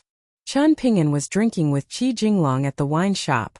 As usual, Qi Jinglong was only having a bowl of yangchun noodles and a dish of pickled vegetables. All of the other swordsmen in the shop were observing Qi Jinglong with cautious expressions. Everyone was of the opinion that his drinking capacity had to be utterly unfathomable. Chen Pingan had told everyone that Qi Jinglong could easily outdrink anyone on the Sword Qi Great Wall, and no one doubted this claim. Bai Shou enjoyed coming to the wine shop as he was allowed to drink wine here. Lu Jinglong only permitted him to drink a single bowl of wine per visit, but with his limited drinking capacity, that was already enough to have him slightly inebriated. There seemed to be something on Qi Jinglong's mind, and he appeared rather distracted while eating his noodles. You feel like when Celestial Maiden Lu isn't saying anything, she's constantly looking at you with more and more affection, and that's making you feel a little unsettled, right? Chen Pingan asked with a smile. Qi Jinglong offered no response as he took a glance at the flagon of wine on the table. All of a sudden, he was struck by the urge to drink. Chen Pingan fell silent with a faint smile, pretending as if he were an expert in such matters. "I have no clue what you should do. You're gonna have to figure it out yourself." Meanwhile, two figures in scholarly robes, one young and one old, were standing at the head of an intercontinental ship that was traveling from Old Dragon City to Stalactite Mountain, looking out at the scenery. A handsome white-robed young boy was playing around with a dark-skinned girl who was swinging a hiking pole as if it were a sword. Cui Dongshan evaded the sweeping hiking pole as he yelled, "We're about to see my teacher and your master soon. Are you happy?" "I am. I'm over the moon." Pei Qian yelled with all her might as she pursued Cui Dongshan all over the deck of the ship. The outline of Stalactite Mountain was already faintly visible in the distance. "Is that a mountain seal?" Chao Qinglang exclaimed with an incredulous expression. "There really are many spectacular pieces of scenery to be seen in this world," Zhong Qiu mused. Pei Qian and Cui Dongshan were sitting on the railing, and the former turned to the latter and said in a quiet voice, "Those two haven't even seen as much as I have. Was I surprised at all just now when I first saw Stalactite Mountain? Not in the slightest. This is what happens when you only read books but don't go anywhere." I've been making transcriptions every day, but at the same time I also traveled to a bunch of places with Master. Has Mr. Zhong ever been to the Parasol Leaf continent? Has he been to the Azure Phoenix Nation? Even when it comes to making transcriptions, I dare say Big Sister Baoping is the only one under the heavens who has me beat. I think I saw you drooling just now when you saw Stalactite Mountain, Cui Dongshan said with a puzzled expression. Were you thinking to yourself that if you could take this mountain seal back with you to Downtrodden Mountain, then if anyone dared to argue with you in the future, you'd be able to use the mountain seal to give them a firm knock on the head? Pei Qian was a little embarrassed, and to defend herself she argued, who wouldn't drool at least a little when they see such a massive treasure? When it comes to making transcriptions, the old chef that you always look down on is actually someone you can learn a lot from. Back in the Lotus Flower Blessed Land, he was tasked with copying the Empire's historical records. He recruited around a dozen highly renowned administrative officials and reputable scholars to help him with the task, along with over 20 young and energetic scribes from the Imperial Hanlin Academy. Together, they worked day and night tirelessly and made transcriptions that totaled over 10 million characters. Julien's compact script is truly exquisite. In fact, it's no exaggeration to call it the work of a master. Even the current most popular scripts in the majestic world fail to compare with Julien's calligraphy from back in his younger years. Unfortunately, a certain bull-nosed old Taoist priest decided that he didn't like that, and with just a twiddle of his little finger, he brought calamity upon an entire nation. The calamity specifically targeted things like written texts and pieces of chinaware with inscriptions made upon them, and most of the knowledge in the nation was destroyed. That includes large sections of the transcriptions made by Julien and the others. Whose side are you on? Pei Qian snapped with a menacing glare. Why are you trying to make it sound like Julien is better than me? I ought to give you a firm knock on the head. Right now, I'm already an accomplished martial artist. I'd say I have about 1/10 of my master's power, so a knock on the head from me is going to really hurt. As for the notion that Julien was a well-learned scribe and a master calligrapher, Pei Qian was convinced that this was utter nonsense. All it would take would be a few sentences of preaching from my master to have him concede his inferiority and retreat to the kitchen. Lend me a yellow paper talisman for me to plaster to my forehead, Cui Dongshan requested as he extended a hand toward Pei Qian. You really scared me just now, so I need something to calm my jangling nerves. Quit fooling around. Pei Qian snapped. Master told me not to flaunt my wealth by bringing out my talismans for no good reason when I'm out traveling the world. You run the risk of attracting envy from others, and where there's envy, there's always trouble. Even if you don't do anything wrong, if your actions seduce others into doing bad things, then you can't claim to be entirely faultless. If you're in a place with many mountain ghosts and deities, this will be seen as blatant provocation, and I'm not kidding. Back on the Parasol Leaf continent, I was traveling through the wilderness with Master when we stumbled upon a mountain god marriage ceremony. All I did was take a single glance, just a single glance, I tell you, and all of the ghosts and spirits immediately turned to collectively glower at me. Thankfully, Master stood up for me by glaring back at them, and all of those cocky ghosts and deities immediately fell to their knees and began begging for mercy. Even the sedan chair that the bride was sitting in had no one to carry it, and she probably took a nasty fall inside. Even though it's already been so many years, I still feel a little bad thinking about it. You've clearly told me a true story. Why don't you tell me a fake version of that story now? Cui Dongshan suggested with a grin. The fake version of the story is that Master apologized to an old woman leading the marriage procession, then offered them his sincere well wishes, Pei Qian said. After that, he scolded me and told me that he was only going to give me 3 strikes. He said that I had already committed 2 transgressions up to that point, and that if there was a 3rd time he wouldn't be so lenient with me anymore. Even though that's just a fake story, it still makes me want to shed tears. Save your crocodile tears. Cui Dongshan scoffed with a roll of his eyes. Pei Qian threw a punch at Cui Dongshan, but her fist stopped an inch short of his head. As she withdrew her fist, she grinned and asked, "Were you scared?" Cui Dongshan was silent and still for a moment, following which his eyes rolled back, and he began trembling uncontrollably as he exclaimed in a slurred and indistinct voice, "What incredible fist aura! I've definitely suffered extremely severe internal injuries." Pei Qian joined her middle and index fingers, then pointed them at Cui Dongshan as she ordered, "Don't move." Cui Dongshan immediately fell completely still. Pei Qian nodded to herself with a pleased expression. Some time later, Cui Dongshan implored in an urgent voice, "Please undo your immobilizing spell, senior sister." Pei Qian was resting her chin on her hands, looking out into the distance as she said, "Don't distract me by talking to me. I have to focus all of my effort and attention on thinking of my master." Cui Dongshan did as he was told, remaining silent and still as he looked up at Stalactite Mountain. However, his mind was already elsewhere.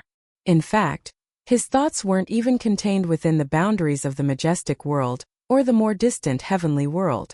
Instead, they had wandered all the way out to the heavens beyond heavens, and he was pondering the heavenly demons that no one aside from Ascension-tier cultivators knew anything about. Zhong Qiu and Chao Qinglang were already accustomed to seeing Pei Qian and Cui Dongshan fooling around. Occasionally, Chao Qinglang would encounter some problems in his cultivation that Zhong Qiu was unable to assist with. And whenever this happened, Chao Qinglang would turn to Cui Dongshan for guidance. In response, Cui Dongshan provided only answers to the questions that he was asked, nothing more and nothing less. Once the questions were answered, he would dismiss Chao Qinglang, who would, in turn, thank him before departing. This happened every single time with no exceptions. Chao Qinglang was among the first batch of cultivation prodigies, after Eugenie, to have sensed the changes in the spiritual energy of heaven and earth in the lotus flower-blessed land. Among that group of prodigies, he was the one endowed with the most fortune and natural talent. At the time of his second encounter with Pei Qian, he had already embarked on the path of cultivation, and he had openly stated that even if Pei Qian had tried to put an end to his life during their previous encounter, she wouldn't have found success. After that, Chao Qinglang had physically intervened and pitted himself against Pei Qian on several occasions at the Heart Manifestation Temple, showing that he was more than capable of holding his own against her. Aside from the ceremony held to commemorate the construction of the downtrodden mountain ancestral hall, this was actually Zhong Qiu's first time coming to the majestic world. It was only after embarking on this journey that he had truly left the lotus flower-blessed land. Here he discovered the 3 teachings, the 100 schools of thought, and countless sagely scriptures, more than he could ever hope to read in this lifetime. Thankfully, Weibo had lent him a pocket treasure back at the Oxhorn Mountain Ferry Station. Otherwise, Zhong Qiu would have had to pick and choose which books he wanted to purchase and take with him from Old Dragon City. Back when he returned to the capital of the Southern Garden Nation to prepare for his departure from the Lotus Root-blessed land, Zhong Qiu had said something very meaningful and heartfelt to Chao Qinglang. The bigger the world becomes and the more options that are opened up to you, the more you need to remember not to lose sight of your direction. Having spent most of his life confined to the capital of the Southern Garden Nation, Zhong Qiu had decided to embark on a journey across the entire blessed land before leaving it behind. On one hand, he really wanted to see the entire blessed land for himself, and over the course of the journey, he and Chao Qinglang had drawn up hundreds of maps. Zhong Qiu had told Chao Qinglang that the blessed land was about to go through a period of unprecedented transformation. It was going to be visited by countless cultivators, and there were also going to be many shrines of mountain and water deities constructed, as well as many ghosts and spirits that would slip through the cracks to wreak havoc upon the world. He told Chao Qinglang that Chen Pingan wouldn't be able to dedicate too much time and effort to overseeing this world, so someone would have to shoulder that burden for him. Someone would have to give him advice, and perhaps even tell him some hard truths that may not necessarily be pleasing to hear when required. He asked Chao Qinglang if he would be willing to tell those hard truths should that responsibility fall upon him. Chao Qinglang smiled and reassured Zhong Qiu that he was up to the task. Zhong Qiu then asked what Chao Qinglang would do if he and Chen Pingan got into an argument, one in which both sides had reason to believe that they were right. Chao Qinglang replied that he wouldn't argue just for argument's sake. Instead, he would try to find the compelling points and flaws in what Chen Pingan had to say to refine his own arguments, and he would trust Chen Pingan to do the same. By working together, there was a chance that they would be able to transform the lotus flower-blessed land into a world where everyone could have true freedom. Finally, Zhong Qiu asked Chao Qinglang what he would do if his and Chen Pingan's paths were to completely diverge in the future, to the point that they would only be able to argue without any possibility of reaching any constructive outcomes. Chao Qinglang told him that in that situation, He would just have to think and adapt as the circumstances required. Zhong Qiu was very pleased with these answers, and he didn't raise any further questions. At the moment, Zhong Qiu's main focus was on how they should continue their studies now that they had left the lotus root-blessed land and arrived in the majestic world. When it came to cultivation, that was not Zhong Qiu's forte, so he was content to let Chao Qinglang forge his own path in that regard. Chao Qinglang was an exceptional student who really didn't require too much supervision. However, even Zhong Qiu himself had never had a chance to see this world, and he also had very high hopes for Chao Qinglang. So he wanted to do everything in his power to ensure that this prized student of his remained on the right path. The two worlds presented different pieces of scenery, but the same principles applied to both. There were various difficulties that one had to overcome in all walks of life, and Zhong Qiu didn't think that his paltry knowledge and martial arts cultivation base would be able to offer much guidance and protection to Chao Qinglang in the majestic world. Out of the native residents of the lotus flower-blessed land, Zhong Qiu, Ding Ying, and Eugenie were among only a tiny handful of people to be able to climb up from the bottom of the well all the way to the top on their own. Once there, they were able to truly comprehend just how massive the world was and how high the heavens were. Upon the ship's arrival on Stalactite Mountain, Cui Dongshan led the three of them straight to the Ganoderma Inn. There, he reluctantly booked the 4 most expensive rooms, then asked if there were any better and more expensive rooms on offer. The female Ganoderma Inn cultivator who was attending to him was put at a loss for words. There was certainly no shortage of wealthy individuals who came to visit Stalactite Mountain, but not many were this blatant and straightforward when it came to flaunting their riches. The female cultivator quickly became disgruntled by Cui Dongshan's skeptical gaze, and she told him that if the rooms at the Ganoderma Inn weren't to his liking, then he could go elsewhere. However, the only places that offered better accommodation than the Ganoderma Inn were the Ape Havoc Estate, the Spring Banner Inn, the Plum Blossom Garden, and the Water Essence Palace. Cui Dongshan struck the palm of his hand with his fist as he questioned why the female cultivator didn't tell him this earlier, then promptly departed from the Ganoderma Inn with his 3 companions. Pei Qian was a bit in a daze as she followed him out of the Ganoderma Inn. She had actually been quite impressed with the inn. All of its furnishings and ornaments, and even the attire worn by the female attendant, all seemed to be quite valuable. She asked Cui Dongshan if he knew anyone from the 4 private residences, and Cui Dongshan told her that he didn't know people from all 4, but he was familiar with the owners of the Ape Havoc Estate and the Plum Blossom Garden.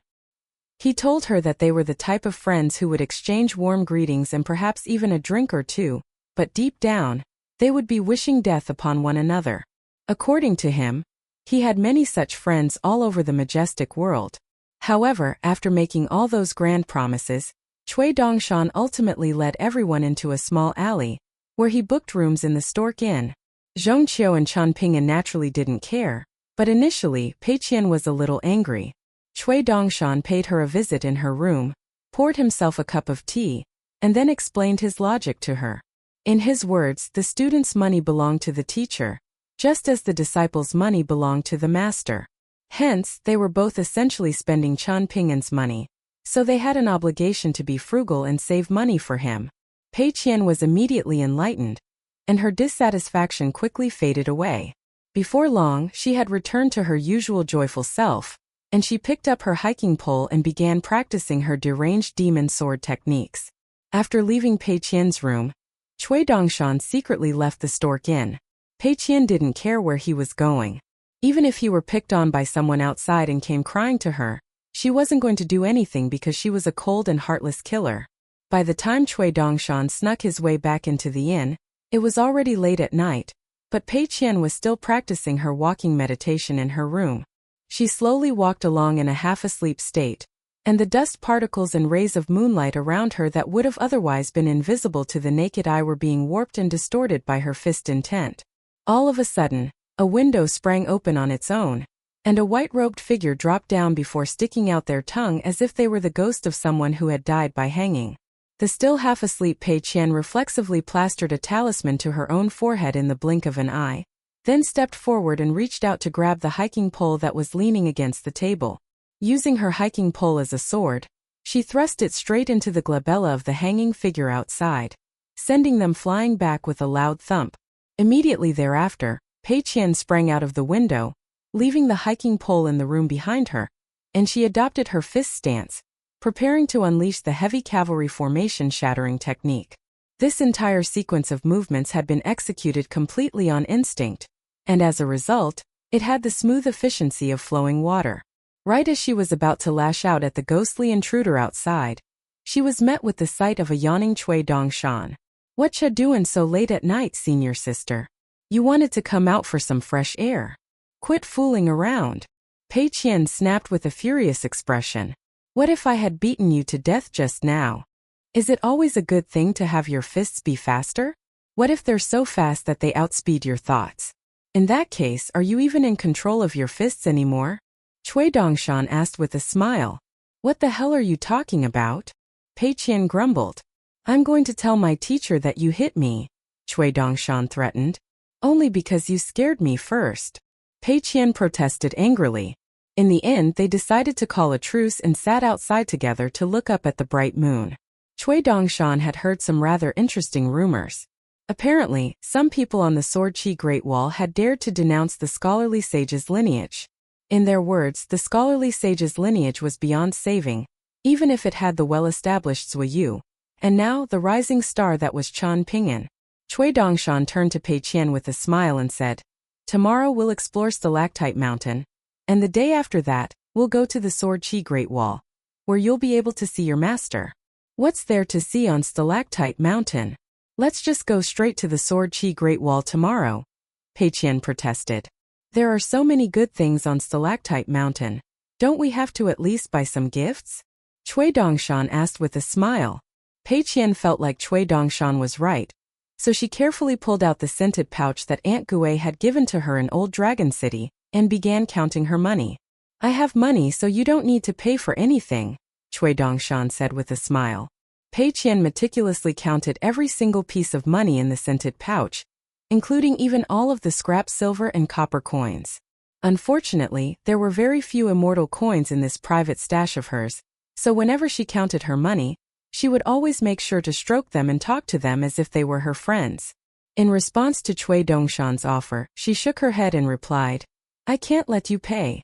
I'm buying a gift for my master, so I have to pay for it myself. These little copper coins, pieces of scrap silver, and immortal coins have been with you for so long. Wouldn't you feel bad if they had to leave your little scented pouch?" Cui Dongshan jibed. "Once you part ways with them, you may never be able to see them again. Doesn't that make you feel sad?" Pei Qian picked up a snowflake coin that she had named in private, then raised it up high to hold it under the moonlight as she sighed. "There's no helping it. If they have to leave, then so be it. I'm going to miss them. I have all of their names written down in my little account book, so even after they're gone, I can still find students and disciples for them. This scented pouch of mine is a tiny little ancestral hall. I bet you didn't know that, did you? I've only ever told Master this, so not even Wanshu and Meili know. After I told Master, he praised me for my thoughtfulness. These coins are very important to me. But Master is much more important, the most important of all." Pei Qian put her money back into the scented pouch, then tucked the pouch up her sleeve as she continued. "That's why I'm really grateful that the heavens sent Master down to me. However, if the heavens dare to try and take Master back..." A menacing look appeared on her face at the thought, and she concluded, "I'm going to be really angry." Pei Qian and Cui Dongshan stayed up all night just chatting about different things. It was remarkable that they had so much to chat about. As a qi refiner, Cui Dongshan had once suffered a catastrophic fall, but he was now on the way back to the mountain summit, seeking to exceed his former peak. The path to immortality was long and arduous. On that path, some people walked, some ran, and some were able to gallop along, leaving everyone far behind. Those were the true prodigies. As for Pei Qian, she had grown a little taller, and her skin had also become slightly fairer. For her, making breakthroughs in martial arts seemed to be not much more difficult than eating sunflower seeds.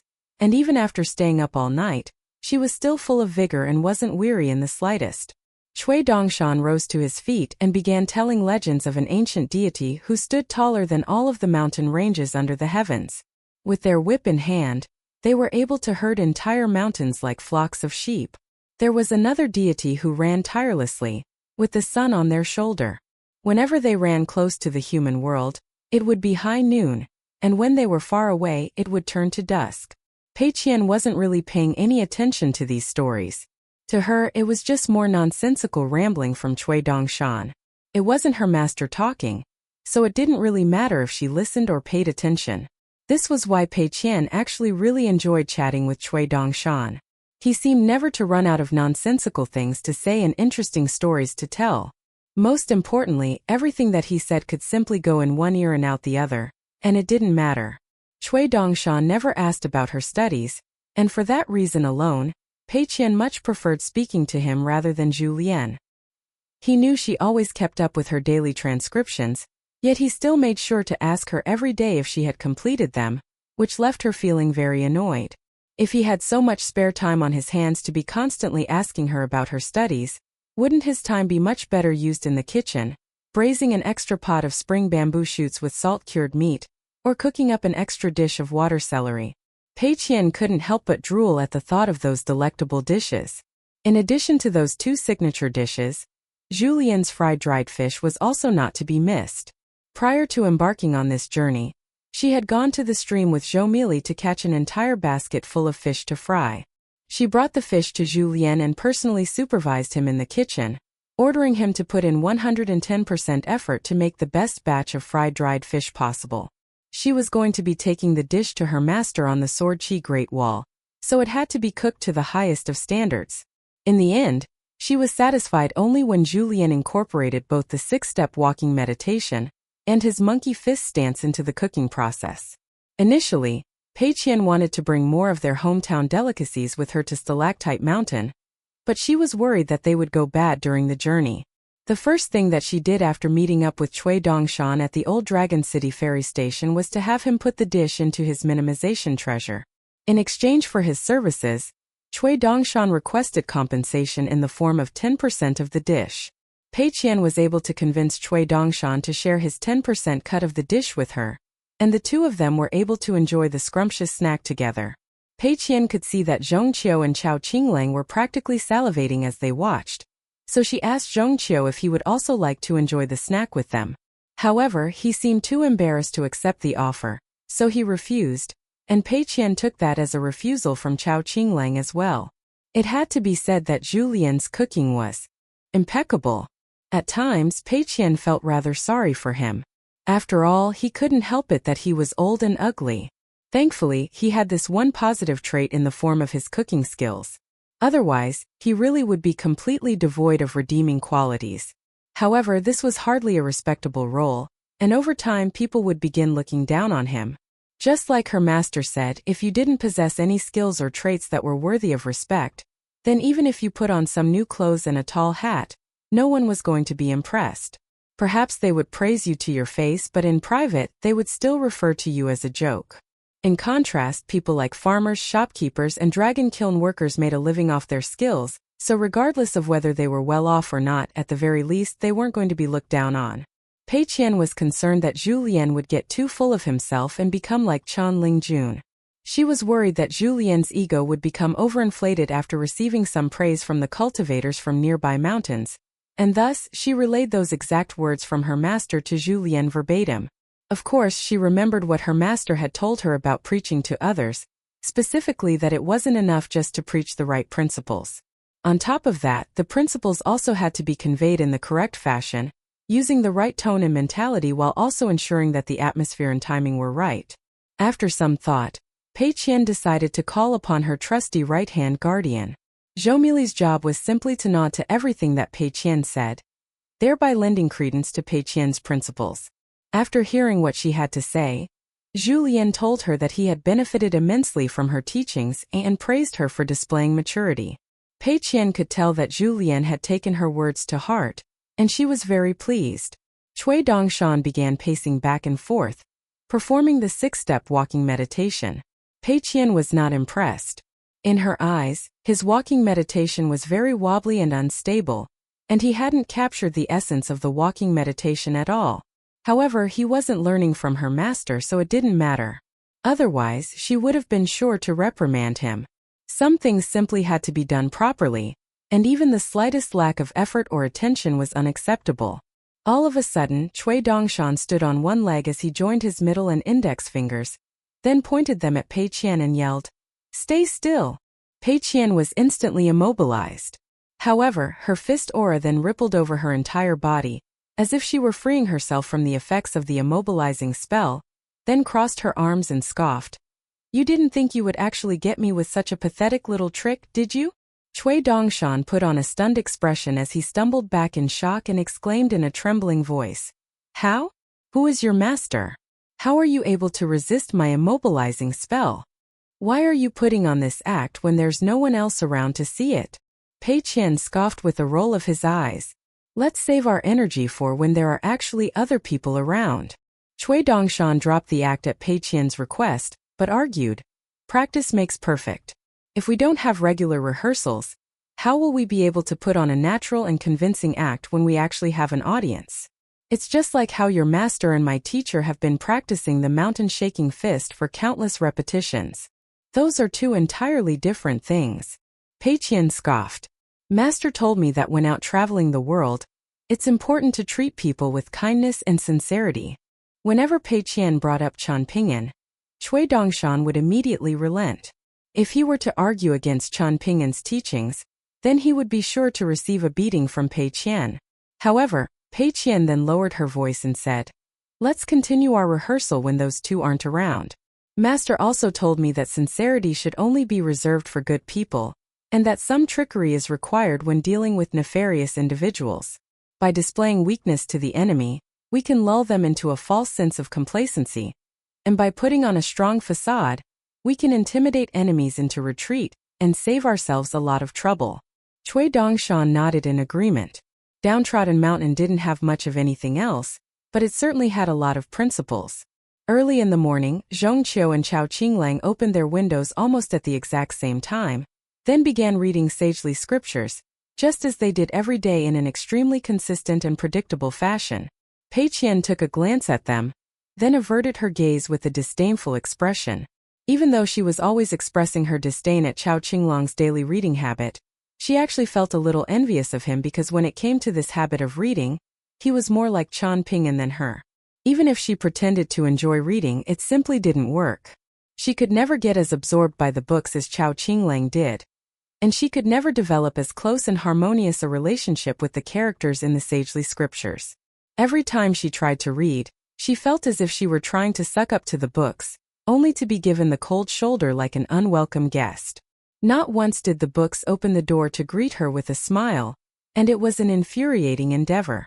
There were only a few occasions, perhaps 3, when the characters in the books were finally moved by her sincerity. She had told Zhou Mili about those occasions in private, and in her words, it was as if the characters in the books were no longer dead.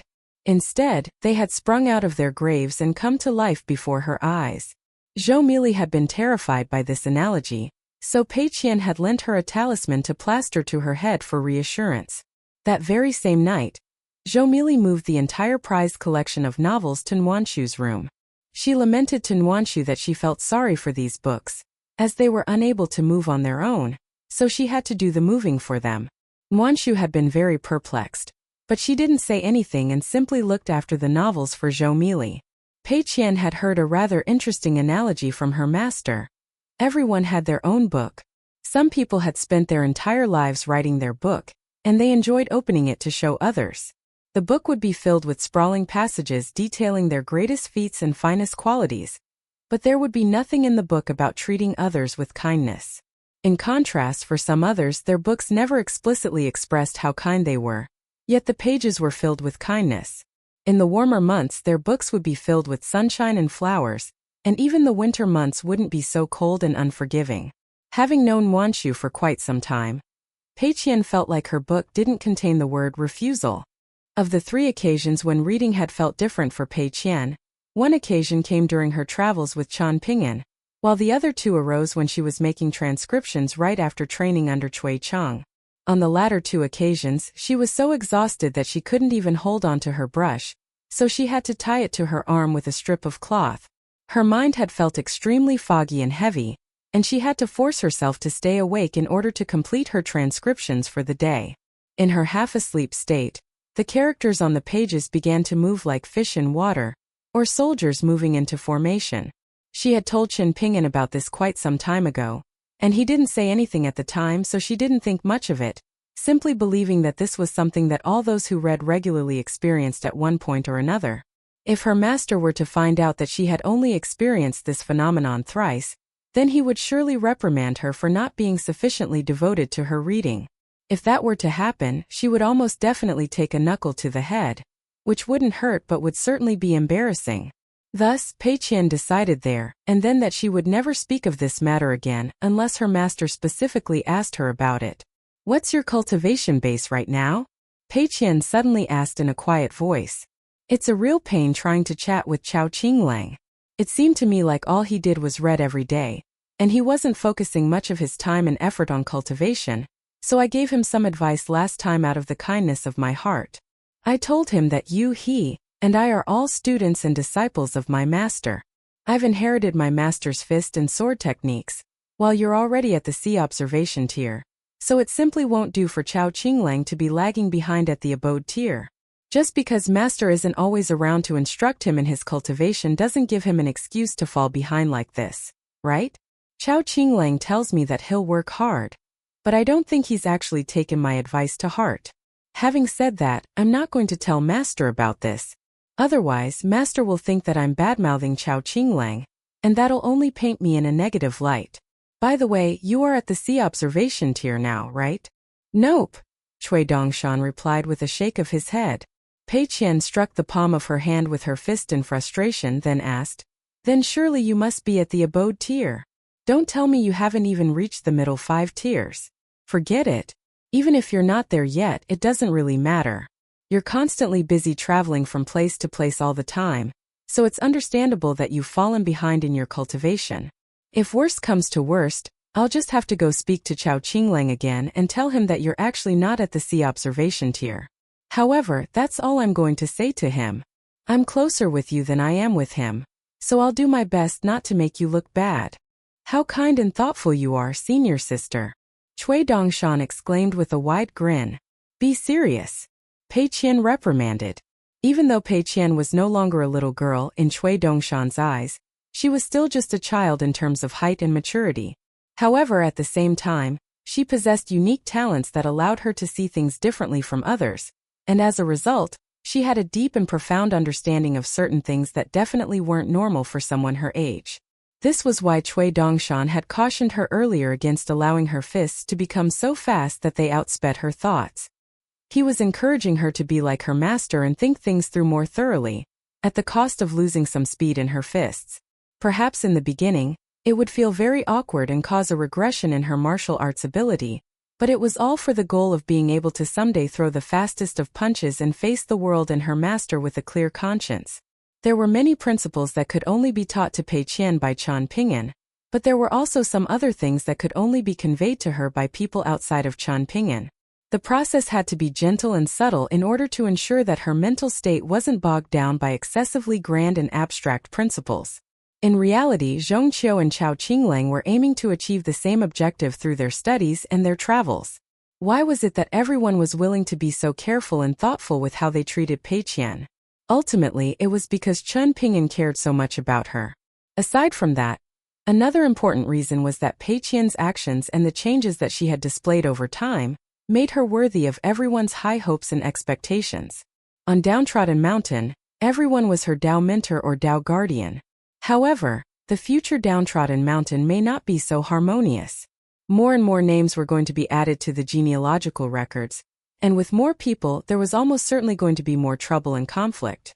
However, at that point, Pei Qian and Chao Qinglang would have already grown up, so it would no longer be down to Chen Pingan to shoulder the entire burden on his own. On this day, Zhongqiu and Chao Qinglang chose not to travel with Cui Dongshan and Pei Qian. Instead, they went their separate ways to explore Stalactite Mountain as 2 individual parties. Cui Dongshan secretly gave Zhongqiu a grain rain coin. It simply wouldn't do to have him walk around Stalactite Mountain broke. Not only was he an extremely revered scholar and martial arts master back in the Lotus Flower-blessed land, but he was also now a guest elder of Downtrodden Mountain. Zhongqiu was not some dogmatic and inflexible pedant, who would turn down Cui Dongshan's money out of some worthless sense of honor. Instead, he was a shrewd and adaptable imperial preceptor who had taken the southern garden nation to great heights, and if the bull-nosed old Taoist priest hadn't split the blessed land into four, the southern garden nation was already on track to unite the entire small world. Not only did Zhong Qiu not refuse, but he also borrowed 2 more grain rain coins from Cui Dongshan. Pei Qian went straight to the Ganoderma Inn, but once there, she quickly made a sobering realization.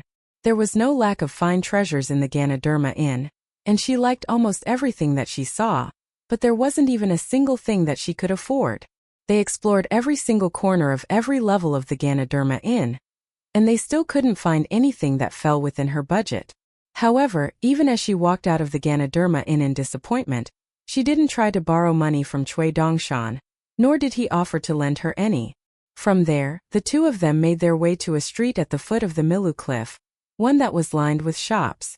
Once there, the sullen and dejected Pei Qian was instantly revitalized. The things being sold on that street were much more affordable, with countless items costing only several snowflake coins each, and all of a sudden she was spoiled for choice. With her confidence restored, Pei Qian began strutting around with a wide grin on her face. If it weren't for the fact that there were so many people around, she would have begun practicing her deranged demon sword techniques to express her joy. It was a lively and bustling street, and most of the passers-by were female cultivators from the majestic world who had come for sightseeing. Pei Qian couldn't help but marvel at the diverse range of hairstyles and attire that they were putting on display. Some had their hair arranged into tall buns, some were wearing elaborate rhinoceros horn hairpins, and even the women who weren't particularly beautiful were still quite striking in appearance. Out of all of the women, Pei Qian was most envious of the ones who had precious bejeweled accessories in their hair. In her eyes, all of them were carrying miniature mountains of gold and silver on their heads. How come there are so many people in the world just as wealthy as I am? In the end, Pei Qian picked out 2 gifts, one of which was for Chen Pingan. It was an exquisite writing brush that was said to have come from the Middle-earth divine continent, and it had cost Pei Qian a single snowflake coin. The brush had been just one of many in a beautiful porcelain container, and Pei Qian had gotten up onto the tips of her toes and meticulously looked through every single brush in the container for 15 minutes before finally settling on this one. The entire time Cui Dongshan had stood beside her, giving her advice. However, it seemed that his advice wasn't welcome, and Pei Qian completely ignored him as she sifted through the cluster of brushes on her own. The old shopkeeper was very amused by their interactions, and he wasn't annoyed at all by how much time Pei Qian had taken to select a brush. The vast majority of outsiders who came to travel on Stalactite Mountain had plenty of money to spend, so it was quite a breath of fresh air for the shopkeeper to see such a stingy and meticulously selective girl like Pei Qian. The other gift was one that Pei Qian had prepared for her master's future wife, and it had cost her as many as 3 snowflake coins. It was a piece of letter paper with iridescent clouds flowing over its surface, and occasionally a bright moon would peek through, presenting a wondrous and mesmerizing sight. Pei Qian's little scented pouch was mostly filled with scrap silver and copper coins, so even after spending those 4 snowflake coins on the 2 gifts, the pouch didn't appear to have been physically depleted by much. However, it was now missing its core pillars, and that was a rather sobering thought for Pei Qian. She heaved a forlorn sigh as she carefully tucked the scented pouch back up her sleeve. She was certainly saddened to have to part ways with these precious companions, but separations were always bound to happen, and at the very least, they would continue to be with her in her memories. Unbeknownst to her, Cui Dongshan had also bought a bunch of miscellaneous items from the 2 shops, and while receiving change from the 2 shopkeepers, he had secretly asked them to return the 4 snowflake coins that Pei Qian had spent. Cultivators were able to cleanse their bodies over the course of their cultivation, and it was often the case that the higher one's cultivation base, the more stunning their physical appearance would become. However, even among cultivators, it was an extremely rare sight to see someone as spectacularly handsome as Cui Dongshan. Thus, he attracted a great deal of attention from passers-by, and many people were openly staring at him as most immortals saw no need to abide by the same common etiquette as mortals did. There was one particular female cultivator who was surrounded by a throng of guards, and Cui Dongshan immediately caught her attention as he passed her by. After walking a few steps, she couldn't help but turn back to look at him again, and the more she looked, the more Drawn in she felt. A mischievous smile appeared on her face as she quickly began approaching Cui Dongshan, intending to pinch his cheek before running away, but before she could do so, she was abruptly erased from existence by a sweep of Cui Dongshan's sleeve. The woman's entourage was naturally very alarmed by this, and they immediately converged toward Cui Dongshan, intending to confront him, but they were held back by their leader, who was a nascent-tier cultivator. The nascent-tier cultivator personally approached Cui Dongshan to offer his apologies, but Cui Dongshan merely remained silent with a grin on his face. Only after Pei Qian asked him to release the woman did he finally relent, and with another sweep of his sleeve, the woman reappeared out of thin air before falling to the ground. Cui Dongshan paid no heed to the old nascent-tier cultivator as he leaned down to pat the woman's cheek, then departed without a word and continued strolling down the street with Pei Qian. However, he had only walked a few steps when he suddenly began to sway unsteadily on his feet, and he had to lean on Pei Qian for support as he said, "This is bad, senior sister. The immortal technique that I just used was too taxing on my spiritual energy, and I'm now feeling really faint and weak. What do we do?" Pei Qian immediately began sweating profusely upon hearing this terrible news, and she hurriedly offered Cui Dongshan her hiking pole, saying, "Here, use this to support yourself." At the same time, she slowed down slightly to keep pace with Cui Dongshan, preparing to catch him should he fall. However, as soon as she slowed down, Cui Dongshan did the same, so she could only speed up again to try and leave the group of people behind as quickly as possible. Cui Dongshan pretended to lean on the hiking pole as a crutch while secretly turning back with a bright smile to give the woman a parting wave. The woman's complexion was deathly pale, and her head was aching so badly that she felt as if it were about to split open. She felt dizzy and disoriented, and she wasn't able to utter a single word. Internally, her mind's lake was completely still and lifeless, as if it were being crushed under a mountain. The old nascent-tier cultivator took a moment to inspect the woman's mind's lake, and he was instantly astonished by what he saw. Earlier, he had been considering confronting Cui Dongshan over what he had done, but after witnessing the condition of the woman's mind's lake, he was extremely relieved that he hadn't been so reckless. "Please forgive our young mistress for her transgressions, senior." He hurriedly apologized through his mind's lake. "It's fine," Cui Dongshan replied through his mind's lake without even bothering to turn around to face the nascent-tier cultivator. "She's a little rude and brazen, but she has good taste, so I'll let her off the hook just this once. Looking at your approach to cultivation, I presume that you come from the Middle-earth Divine Continent's Mountain River sect. Go back and tell your matriarch, Qin Zhilan, to come out of seclusion and quit playing dead. She thinks she can just shamelessly hide from me after losing those 3 consecutive trials of self-reflection to me. Tell her that I haven't forgotten about her. Once I have some spare time on my hands, I'm going to pay her a visit and slap that pretty little face of hers until she begs me for mercy." Cui Dongshan gently tapped the ground with Pei Qian's hiking pole, and the mountain in the woman's mind's lake instantly vanished. It was as if a deity had moved the mountain away, and clarity was instantly restored to her mind's lake. The old nascent-tier cultivator was sorely lamenting his ill fortune. Never had he imagined that such a seemingly minor run-in on Stalactite Mountain would cause so much trouble for their sect leader all the way on the Middle-earth Divine Continent. What's his cultivation base? The immortal tier? The ascension tier? The old nascent-tier cultivator was distraught. Once a vendetta took shape between cultivators, particularly between those who were truly on the mountain summit, it was not just a small matter of a few years or a few decades. Instead, it was often the case that grudges were held for centuries, even millennia. Cui Dongshan turned to take a glance at Pei Qian to find that she was still sweating profusely. Additionally, her entire body was tensed up. There was also a look of guilt on her face. "Don't worry about me, senior sister," Cui Dongshan consoled through his mind's lake. "My teacher and I are constantly traveling from place to place, and we know how to look after ourselves. Even if the heavens fall and the earth splits open, you don't need to focus on anything else other than your transcriptions and your martial arts training."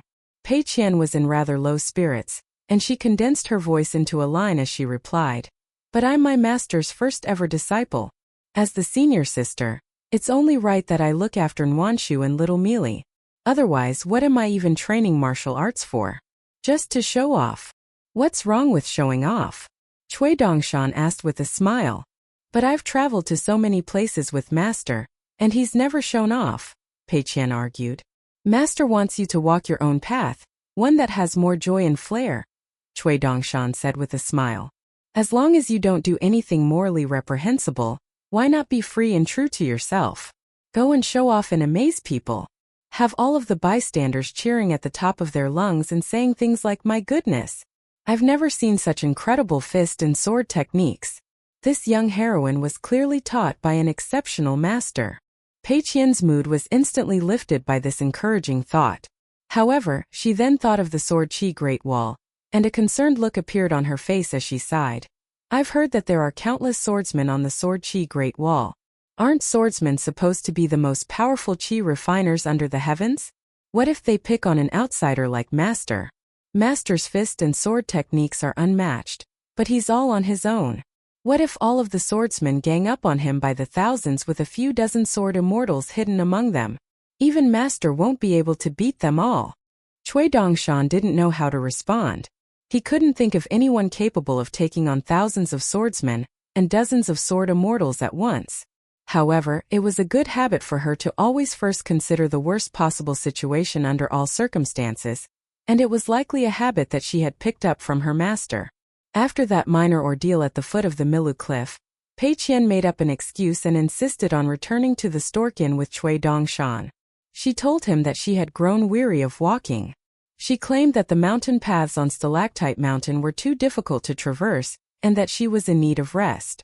Cui Dongshan couldn't just reveal to her that he was actually at the unpolished jade tier, as opposed to the sea observation tier or the abode tier, nor could he tell her that at his current cultivation base, he was even more powerful than the nascent tier swordsman Li Tuanjing at his peak.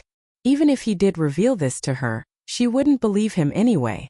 She would only believe it if her master told her that it was true, and even then, she would merely respond by telling Cui Dongshan to keep it up and to not get proud and complacent. In her eyes, no one else's cultivation base counted for anything aside from her master's. On the way back to the Stork Inn, Cui Dongshan suddenly exclaimed, "Senior sister, there's money on the ground." Pei Qian immediately looked down, then quickly stepped onto the snowflake coin before anyone else could get to it. She then crouched down and picked up the snowflake coin in a sequence of movements that was even smoother than her fist techniques. After giving the snowflake coin a closer inspection, she exclaimed in elation, "It's one of the ones I just spent." Cui Dongshan feigned a look of astonishment as he yelled, "How is that possible? It must be fate." On the rest of the way back to the Stork Inn, Pei Qian's eyes were glued to the ground, and she really did spot another stray snowflake coin at the entrance of the alley where the Stork Inn was situated. To her utter astonishment and jubilation, it was the snowflake coin that she had named. Grinning from ear to ear, Pei Qian turned to Cui Dongshan with a meaningful look and said, "Perhaps all three of them will be reunited before we even make it back to the inn. Can there really be such a miraculous coincidence?" Cui Dongshan exclaimed. "Why not?" Pei Qian countered. "I've already gotten two of them back, haven't I?" Unfortunately, there was no third coin to be found in the alley. Unwilling to settle for this outcome, Pei Qian insisted on walking back and forth through the alley with Cui Dongshan over and over again. Initially, Cui Dongshan had planned to use the remaining snowflake coin to scam Pei Qian out of fried fish, but it was clear that they weren't going to enter the inn until the third coin had been recovered. Thus he finally relented, tossing the coin onto the ground when Pei Qian wasn't looking. After recovering the third snowflake coin, Pei Qian raised it high, then pulled out her scented pouch and greeted with a beaming smile, "Welcome home." Back at the inn, Pei Qian rested her chin on the table with the 3 snowflake coins laid out before her. She told Cui Dongshan to get some fried fish out of his minimization treasure, declaring that they were going to feast in celebration of the miraculous return to the 3 copper coins. Cui Dongshan eagerly obliged, and he began feasting on the fried fish, but Pei Qian didn't eat any. "Why are you not eating, senior sister?" Cui Dongshan asked in a muffled voice through a mouthful of fried fish. "I'm not hungry," Pei Qian replied with a smile as she rested her cheek on her folded arms and looked out the window with a smile on her face. Cui Dongshan immediately slowed down his eating pace and began savoring the fried fish one by one. "Do you know who the people are that I'm most grateful to aside from my master?" Pei Qian suddenly asked in a quiet voice. Cui Dongshan knew the answer to that question, but shook his head and told her that he didn't. "Their big sister Baoping and Master's future wife who we're about to meet," Pei Qian revealed. "Why?" Cui Dongshan asked with a smile. "Everyone thinks that Master protected big sister Baoping and the others on their journey to the Great Sui Nation, but I think it was more of a case of big sister Baoping keeping Master company on that journey," Pei Qian explained. "At the time, big sister Baoping was still just a little girl with her little bamboo bookcase. She kept Master company over the course of such a long journey, and that's why I really like her. Then there's Master's future wife. Even if it wasn't for her, Master would still be able to go on long journeys, and he would still be the best master under the heavens, but he definitely wouldn't have been so happy traveling on his own for so many years, and the journey would have been much more tiring for him. He still had to complete the journey and overcome the hardships on his own, but I'm sure the thought of a girl waiting for him far, far away would have been very encouraging. It would be like having copper coins to pick up from the ground along every step of his journey. Isn't that a really great feeling?" "I see," Cui Dongshan mused with an enlightened expression. "If you hadn't explained it to me, I could have easily gone my entire life without realizing this." "It's fine," Pei Qian consoled. "There's no need to feel inferior or stupid. Aside from Master, I'm the smartest person on our downtrodden mountain. Do you know why that is?" "Please enlighten me, senior sister," Cui Dongshan implored, doing his best to suppress his amusement and put on a sincere facade. Pei Qian beckoned for him to come closer, and Cui Dongshan leaned in close, only to receive a knock on the head. "You know why now?" Pei Qian asked with a serious expression. Cui Dongshan took a glance down at the remaining pieces of fried fish on the table, and Pei Qian encouraged, "Go on, eat up. Just know that the more that you eat, the less there will be for Master. If your conscience will allow it, then eat as much as you like." In the savage world, in a vast region similar to the Middle-earth divine continent, there stood a grand and majestic mountain taller than all others. There were no Taoist temples or Buddhist monasteries on the mountain. In fact, there wasn't even a single demon cultivating on the mountain, because it had always been a restricted area since ancient times.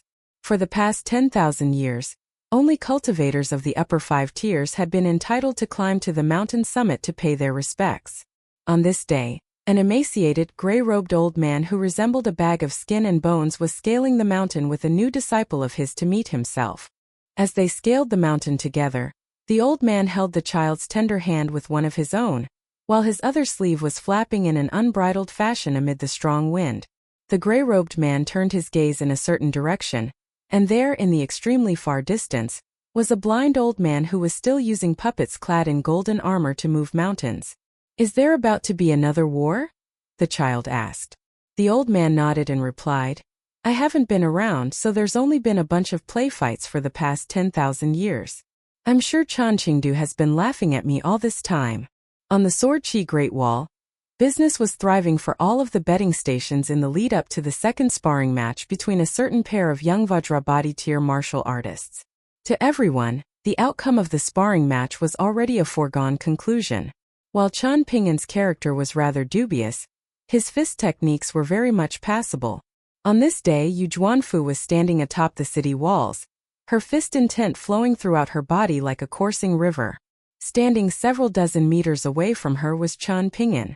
Not only had he taken off his boots for this sparring match, he had even rolled up his sleeves and tightened his pants sleeves. Many spectators had already gathered, the majority of whom were compulsive gamblers, and upon witnessing this scene, they immediately bet on Chen Pingan to secure victory within 3 punches, 5 punches, and at most 10 punches. "This shameless bastard is trying to screw us out of our money again with those ambiguous rumors and underhanded little tricks. But he's not going to get us this time.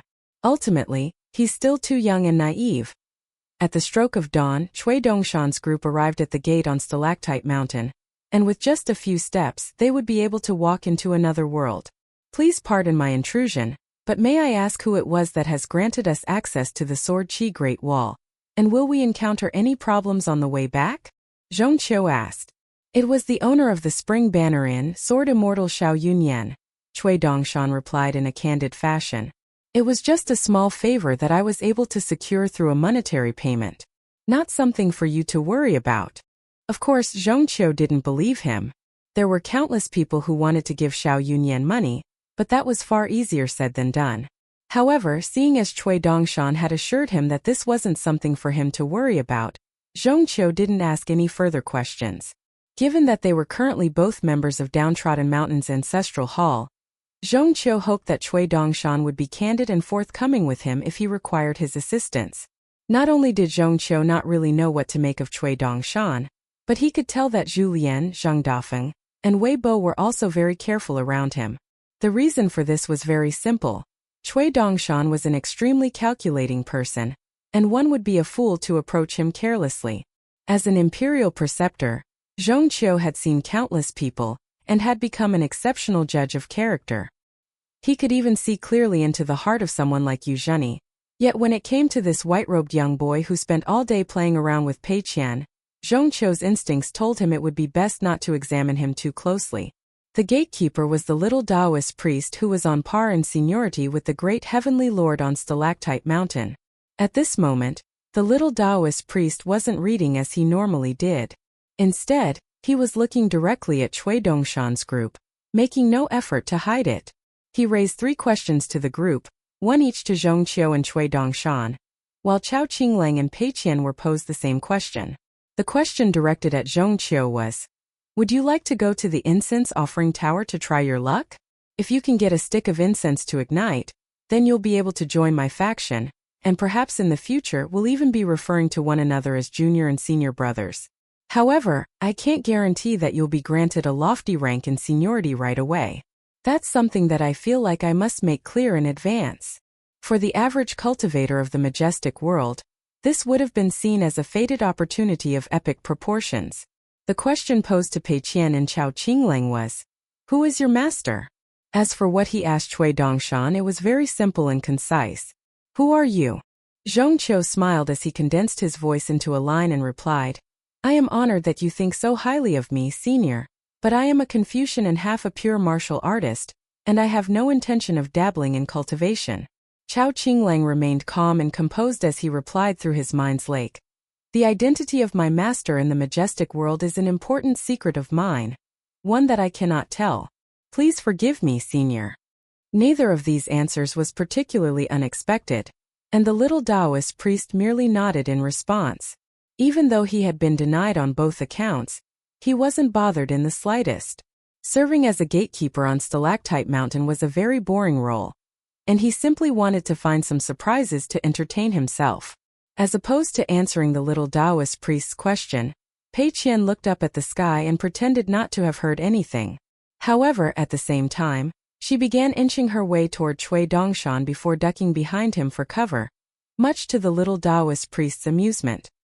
He didn't have a bad reputation on Stalactite Mountain.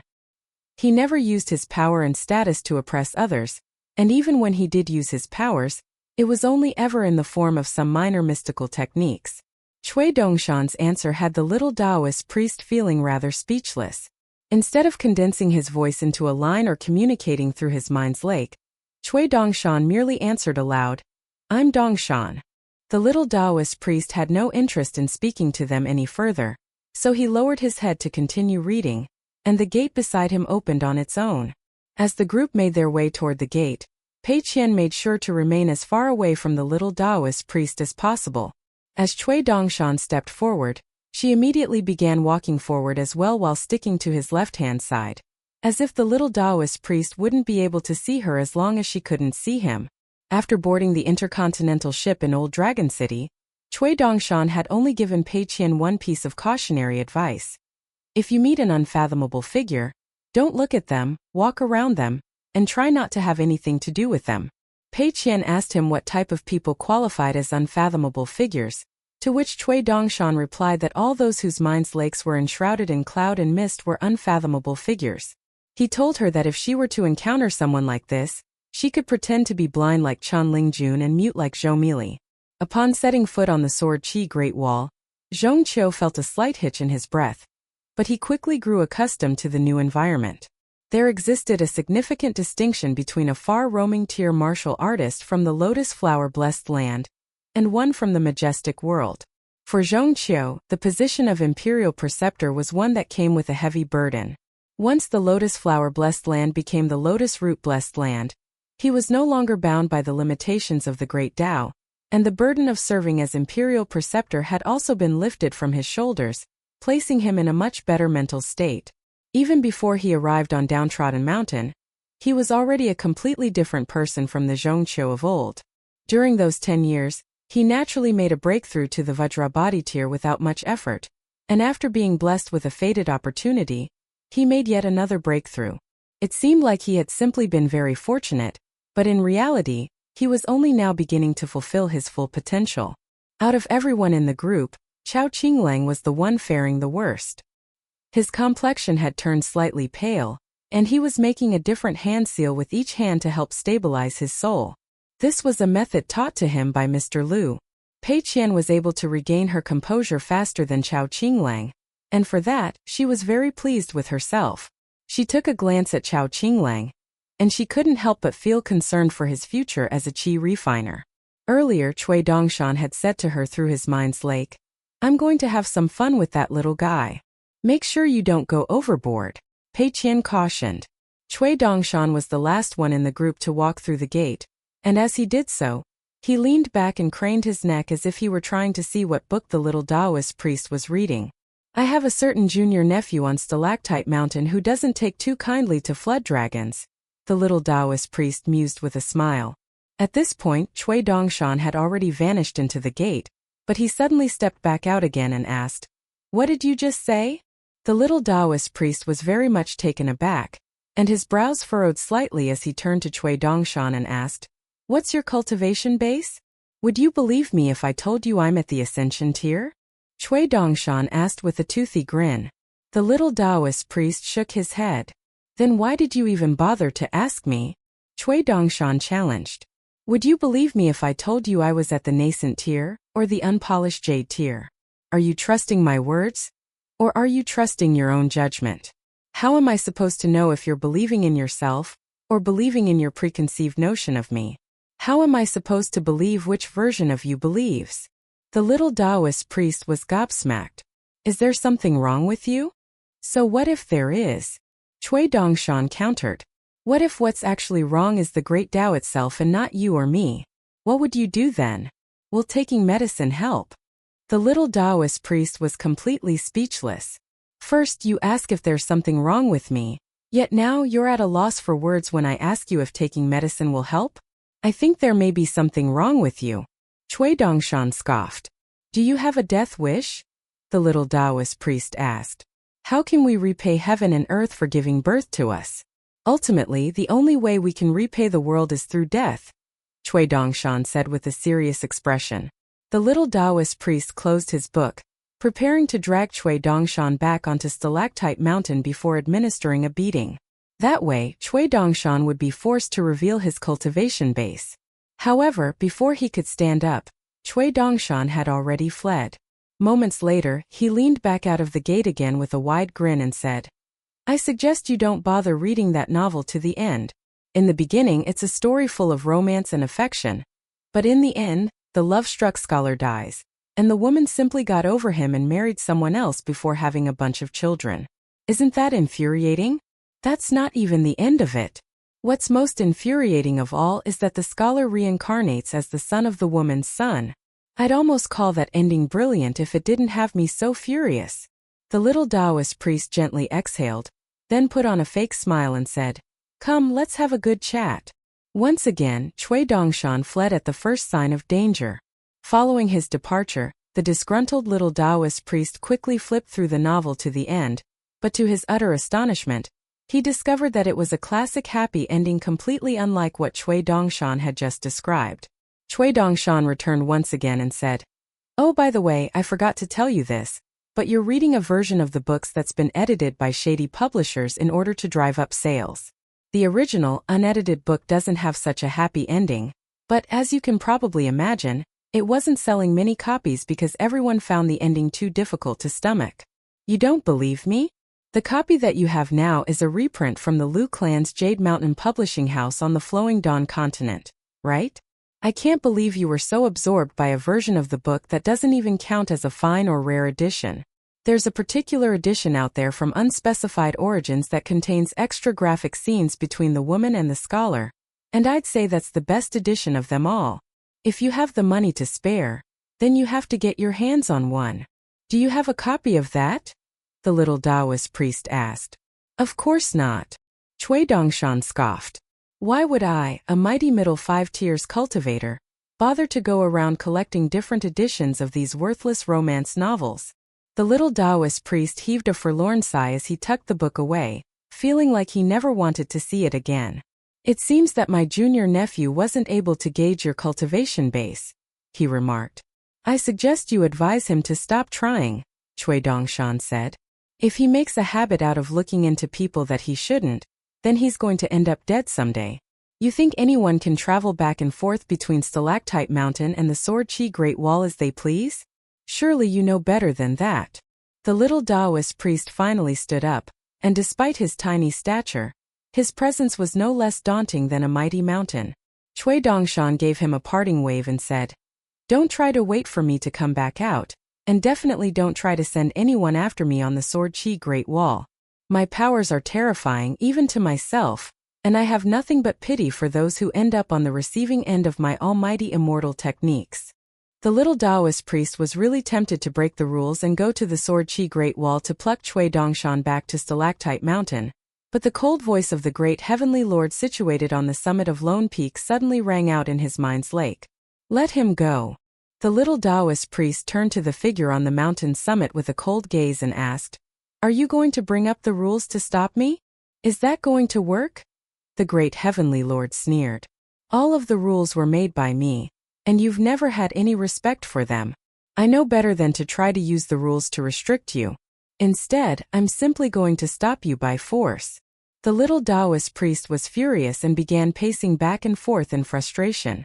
All of a sudden, Cui Dongshan poked his head out once again and wailed, I'm being picked on by both outsiders and my own people, yet I'm too weak to do anything about it. Whatever will I do? The little Taoist priest was truly infuriated, and his wrath gave rise to mighty phenomena high up in the sky above Stalactite Mountain. The clouds churned violently as massive waves swept over their surface, causing countless immortal ships to tumble and sway, much to the alarm and confusion of everyone on board. That's enough from both of you, the great heavenly lord reprimanded, and only then did Cui Dongshan finally step onto the Sword Chi Great Wall. Even after toying around with the little Taoist priest, Cui Dongshan still wasn't in a great mood.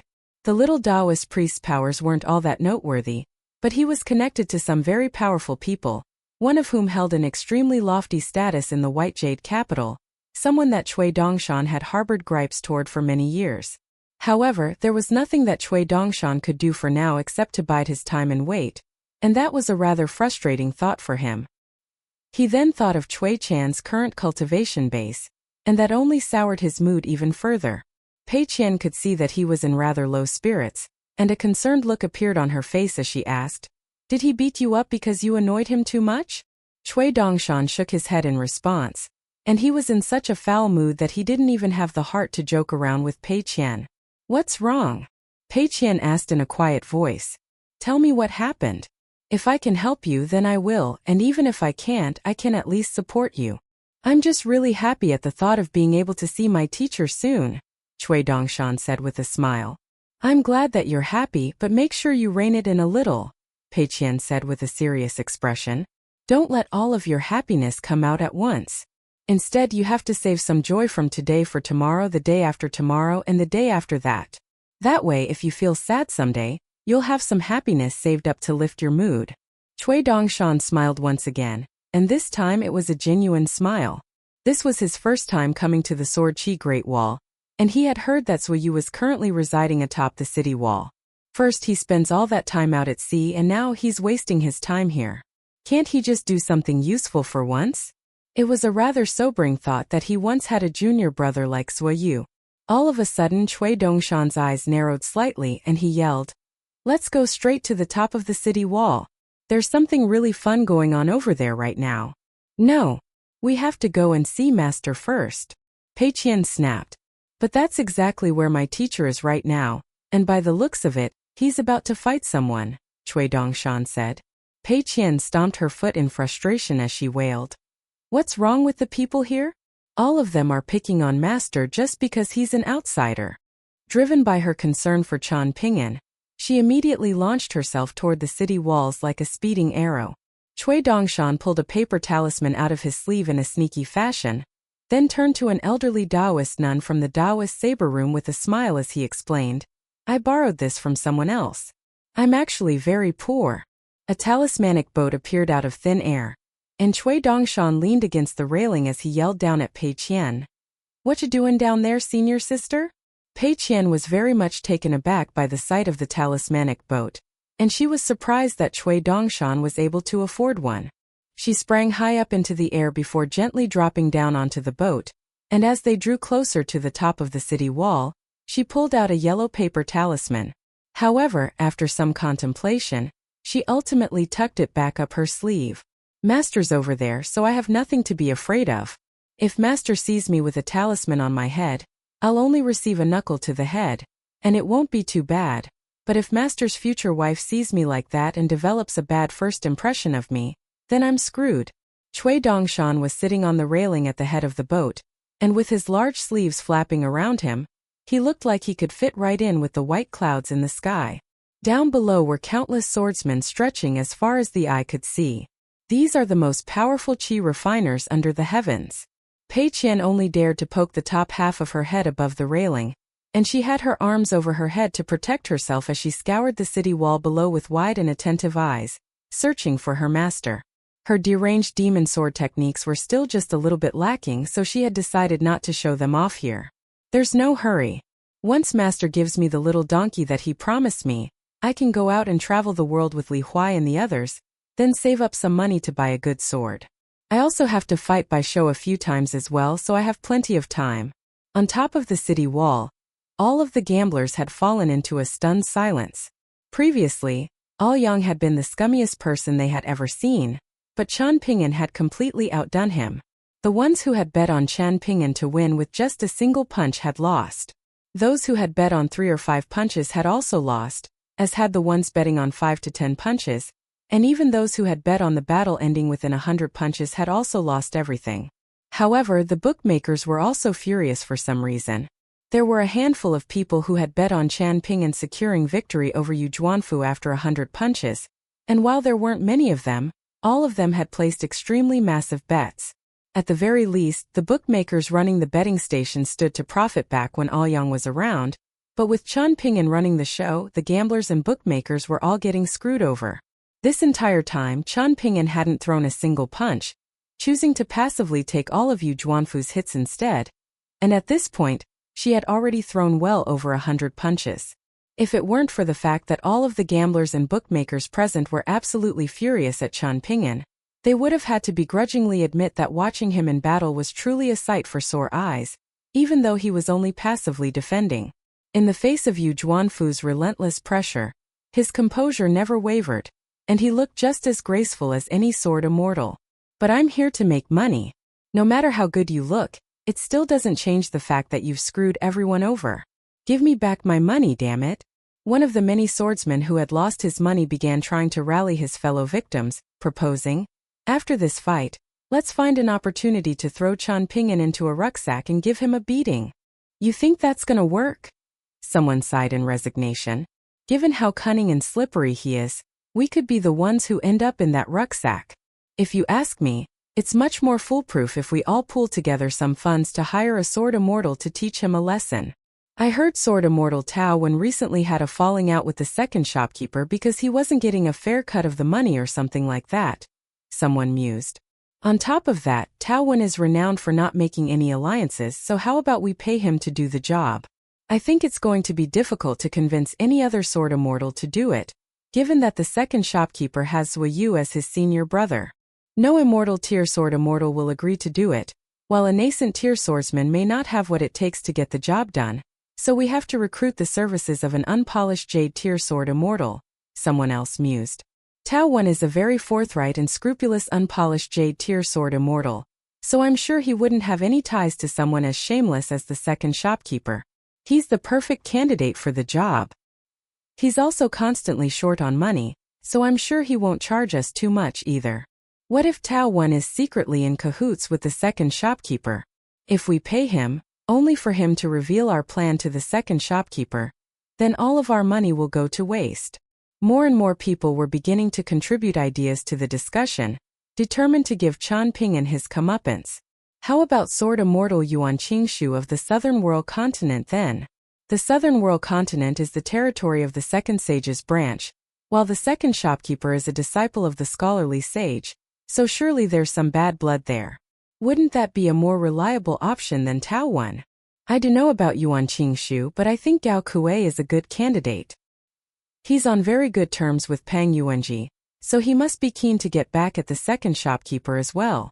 Heaven knows if this is yet another trap that the second shopkeeper has dug for us to fall into. Someone sighed. I can't keep living like this. Someone snapped through gritted teeth. I'm paranoid all the time, and it feels to me like anyone could be working with the second shopkeeper to screw me over. Everyone fell silent at once.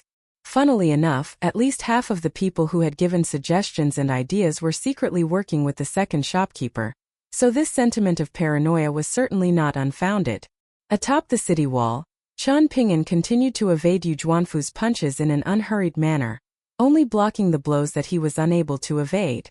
It had always been Chen Pingan's intention to allow her to throw 100 unanswered punches from the outset of the fight, both to screw over all of the gamblers and bookmakers, and to gauge the power and speed of one of the brightest martial arts prodigies under the heavens outside of Chao Ci.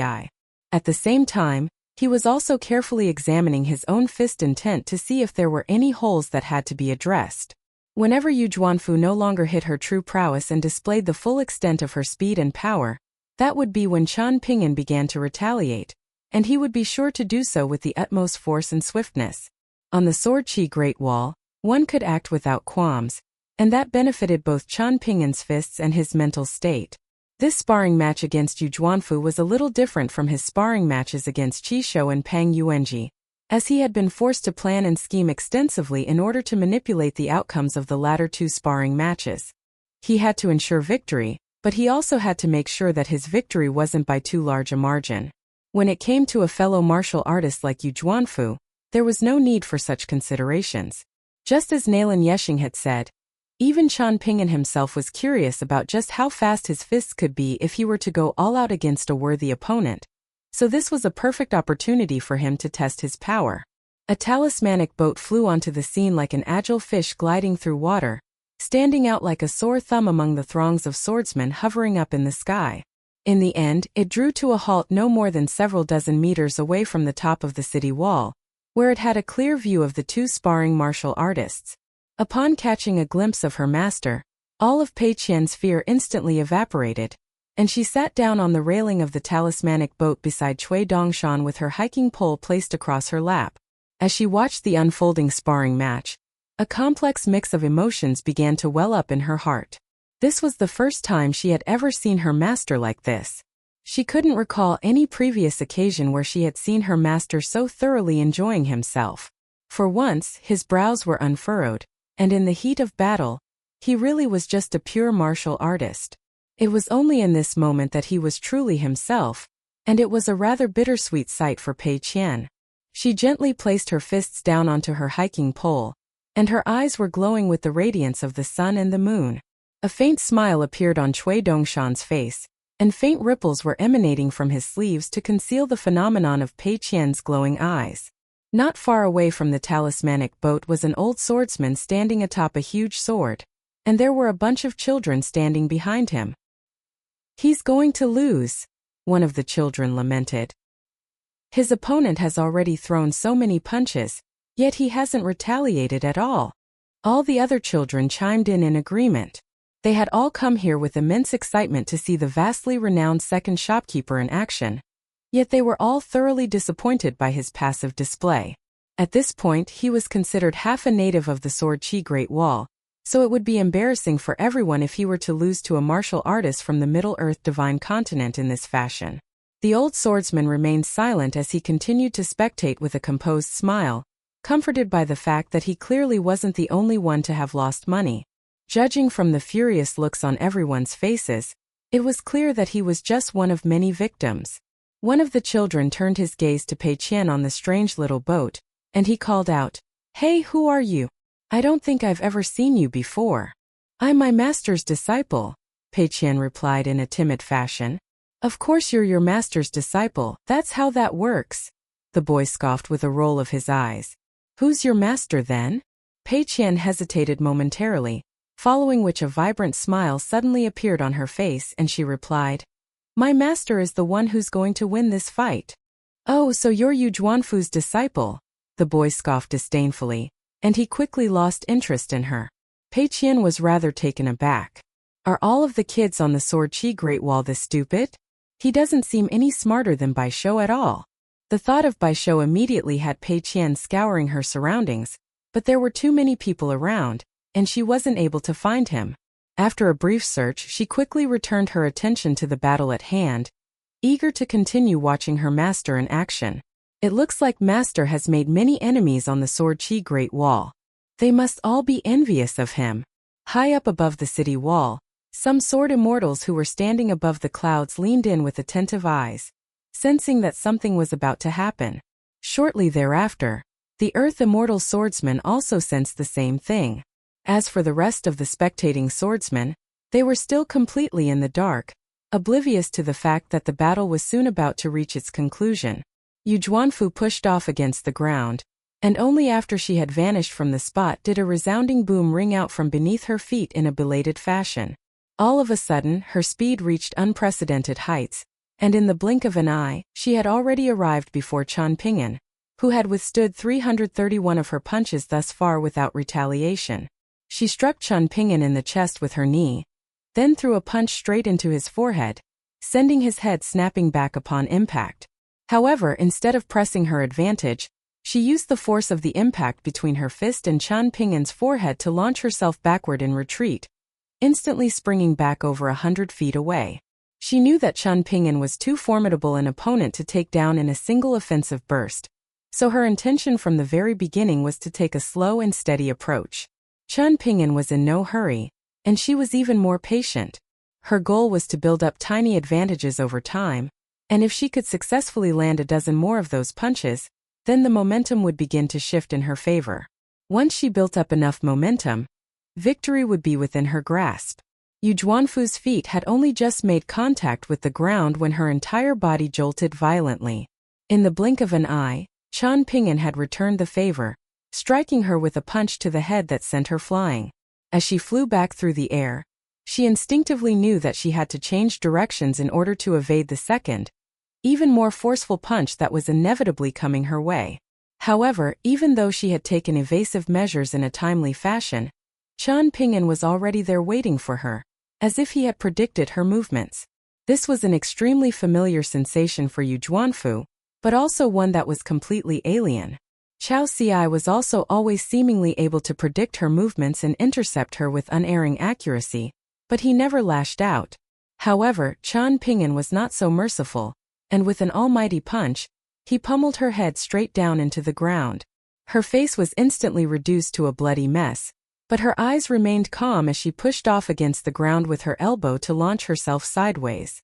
After steadying herself, she threw another punch at Chen Pingan, but it was not any of the fist techniques that she had displayed thus far. Instead, it was a new move that she had invented over the past few days specifically to target Chen Pingan, and it was capable of severing his fist intent. That's a nice little trick, Cui Dongshan thought to himself with a faint smile. After striking Chen Pingan with her fist, Yu Zhuanfu sprang back once again to several dozen feet away, where she crouched down in a defensive stance in preparation for the coming storm. However, to her surprise, Chen Pingan remained where he was standing instead of closing in for the kill. His fist intent was constantly at odds with the sword intent in the air, causing the space around him to warp like a slightly creased piece of artwork. Seeing as Chen Pingan wasn't going to come to her, Yu Zhuanfu seized the initiative herself, launching herself forward as she threw a punch with single-minded determination. Chen Pingan also threw a punch in retaliation, but right as their fists were about to clash, he seemed to suddenly change his mind. With a graceful pirouette, he evaded Yu Zhuanfu's fist and arrived behind her, then pressed a hand into the back of her head, forcing her face into the ground before charging along the top of the city wall. You see that, senior sister? The pinnacle of fist intent isn't about how much force you can put behind your punches. Instead, it's about control over one's fists. allowing for minute adjustments and clever variations, Cui Dongshan said. Only with true mastery can this level of control and foresight be achieved. Otherwise, if teacher had clashed fists with that woman, as it appeared was his original intention, then she would already be halfway to death's door right now. Shush! You're distracting me, Pei Qian complained as her gaze remained fixed firmly on her master. Cui Dongshan wasn't bothered. While it appeared that Pei Qian had brushed him off and failed to remember any of his words of wisdom, in reality, she had already unconsciously committed many of them to memory, and those memories, locked away in her subconscious, would instantly resurface once she decided to call upon them. Yu Zhuanfu was sitting on the ground with her back against the wall, and she turned to Chen Pingan and said, "There's still one more sparring match left. You and I both know that there's no point," Chen Pingan said with a shake of his head. "If you want another go at me, then wait until after you've made a breakthrough." Yu Zhuanfu's brows furrowed slightly as she asked, "Why are you so reluctant to fight me? For martial artists like us, the more sparring experience we can get, the better. Are you afraid that Ning Yao will misunderstand?" "That's right," Chen Pingan admitted without any hesitation. Yu Zhuanfu didn't know what to say. Chen Pingan looked up at the talismanic boat in the sky, then gave those on board a smile and a wave. Pei Qian immediately sprang to her feet with her hiking pole tucked under her arm, and she stood at the head of the boat, enthusiastically applauding her master's victory. Chao Qinglang made his way to the head of the boat, and he was also grinning from ear to ear. Cui Dongshan remained seated with his hands tucked up their opposite sleeves as he lowered his head and greeted, "Student Cui Dongshan pays his respects to his teacher." In the eyes of many, the scholarly sage's branch was nothing more than an afterthought, a near-extinct branch that would die out on its own soon enough. But on this day, on the Sword Qi Great Wall, one could be forgiven for thinking that it was a thriving branch. There was the great sword immortal, Zuoyu the 7th-tier martial artist, Chen Pingan the 4th-tier martial artist, Pei Qian the unpolished jade-tier Cui Dongshan, and the abode-tier Chao Qinglang. Yu Zhuanfu was a very pragmatic woman, and she graciously accepted her defeat without any gripes or complaints. Even as she was about to depart, she still didn't forget to bid Chen Pingan farewell. She still hadn't given up hope on a third sparring match against Chen Pingan. "I am simply the inferior martial artist right now, so the only thing I can do is grow stronger." Chao Ci had told her that after suffering a single defeat at Chen Pingan's hands, it would be very difficult for her to catch up to him, but she was unconvinced. The talismanic boat descended onto the city wall, and its 4 passengers disembarked. All of the swordsmen quickly dispersed, and many of them were cursing loudly to express their distaste. While Chen Pingan had put on a good show, the fact of the matter was that everyone had been screwed out of their money, and the thought of having to buy wine on credit for the foreseeable future was certainly not very appealing. Chen Pingan unrolled his sleeves and put on his boots, then extended a salute toward Zhongqiu, who returned the salute and greeted Chen Pingan as mountain master. Prior to departing from the Lotus Root blessed land, Zhongqiu had already resigned from his position as imperial preceptor. Now that he had arrived on the Sword Qi Great Wall, he was planning to indulge himself and focus on nothing but being a pure martial artist. Thankfully, this place was teeming with sword qi that he could use to hone his fist intent. Perhaps someday, he would be reunited with Yu Zheni. By then, he would no longer be the imperial preceptor, and Yu Zheni would have most likely already become an accomplished cultivator. There was no way that the two of them would be able to reason with one another through words, so Zhongqiu would just have to challenge Yu Zheni's immortal techniques with his fists. Chen Pingan turned to Pei Qian with a smile and asked, "Did you see and experience much on this journey? Have you gotten in the way of Mr. Zhong's studies and travels at all?" Pei Qian nodded in response, then hurriedly began shaking her head vigorously. "Master seems to have grown a little taller again. If he keeps growing like this, isn't he eventually going to become even taller than Downtrodden Mountain and Cloud Drape Mountain? Is he going to end up taller than this Sword Qi Great Wall?" Chen Pingan patted Pei Qian on the head, and she suddenly yelped and almost fell over. "I don't know why, Master, but my legs just suddenly become really wobbly from time to time," she explained with slightly furrowed brows. "But it's not a big deal, so you don't have to worry about me, Master. It's just a leg injury, so it doesn't interfere with my fist technique training with the old chef, and it's certainly not getting in the way of my transcriptions." Pei Qian got up onto the tips of her toes, then whispered into Chen Pingan's ear, Nuanshu and Meili tell me that I sleepwalk very often, so maybe I bumped into a wall or table or something and hurt my leg while I was asleep. I see, Chen Pingan mused with an earnest expression. Pei Qian was extremely relieved. I knew it. This is a watertight excuse. I'm saved. However, her entire body then instantly stiffened as she caught sight of someone that she had been dreading to see. Qi Jinglong was slowly approaching with Bai Shou, and the latter was also far from pleased to see Pei Qian. He had been praying daily on the Sword Qi Great Wall to whatever deities would listen that he wouldn't have to meet Pei Qian again, but his prayers had clearly fallen upon deaf ears. When are you two going to have your next sparring match? It's not every day that you get to meet each other, so why not make it today? Chen Pingan suggested. Pei Qian's eyes instantly lit up, and Bai Shou was also very relieved. The two of them exchanged a glance with each other, and that was enough for an unspoken agreement to take shape between them. Bai Shou cleared his throat then said, "There's no need for a sparring match, a debate will suffice." Indeed, Pei Qian agreed. Bai Shou is Mr. Lu's prized disciple and a cultivator, while I am Master's first ever disciple and a pure martial artist, so it's simply pointless for both of us to spar with each other. Besides, I've only been training in martial arts for a very short time, and my fist techniques are still not up to scratch. Right now, I can only spar with the old chef, and I don't dare to challenge anyone else. If we're going to spar, then let's wait until I've mastered my deranged demon sword techniques first. But even after you master those sword techniques, you're still going to be a sword-wielding pure martial artist, not a swordsman. Bai Shou yelled. You're just going to keep using that excuse to refuse to spar with me. Pei Qian was furious. What's that supposed to mean? Are you looking down on my sword techniques? In that case, you're looking down on me, and if you're looking down on me, then you're looking down on my master. With that in mind, she slammed her hiking pole into the ground and declared, Fine. You want to spar? Let's do it right here, right now. Chen Pingan flicked her on the back of the head, then reprimanded. A pure martial artist must strive only for self-improvement, as opposed to getting swept up in irrational conflicts driven by emotion. This is a rather broad principle, so if you don't understand it, then just remember what I said for now and reflect on it in the future. But he's looking down on sword-wielding pure martial artists, master. Pei Qian argued with a pitiable expression. It doesn't matter if he looks down on me, but you're a sword-wielding pure martial artist as well, so that means he's also looking down on you, and I can't accept that.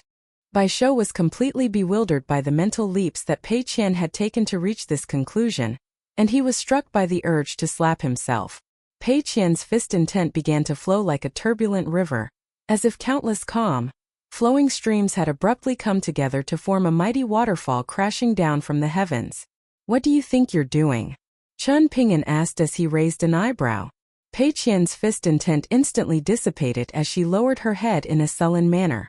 The disciple had no choice but to listen to the master. The one who had taken after Cui Cheng's fist techniques the most was Pei Qian, not Chen Pingan. At the very least, Chen Pingan was of this opinion. The fist intent that she had inherited from Cui Cheng was extremely heavy, and she had been progressing extremely quickly in her martial arts cultivation base. Chen Pingan was naturally very pleased to see this, but also a little concerned for her. Bai Shou was astonished by what he was seeing. If I were as respectful to my master as Pei Qian is to hers, Lu Jinglong would surely be moved to the point of tears.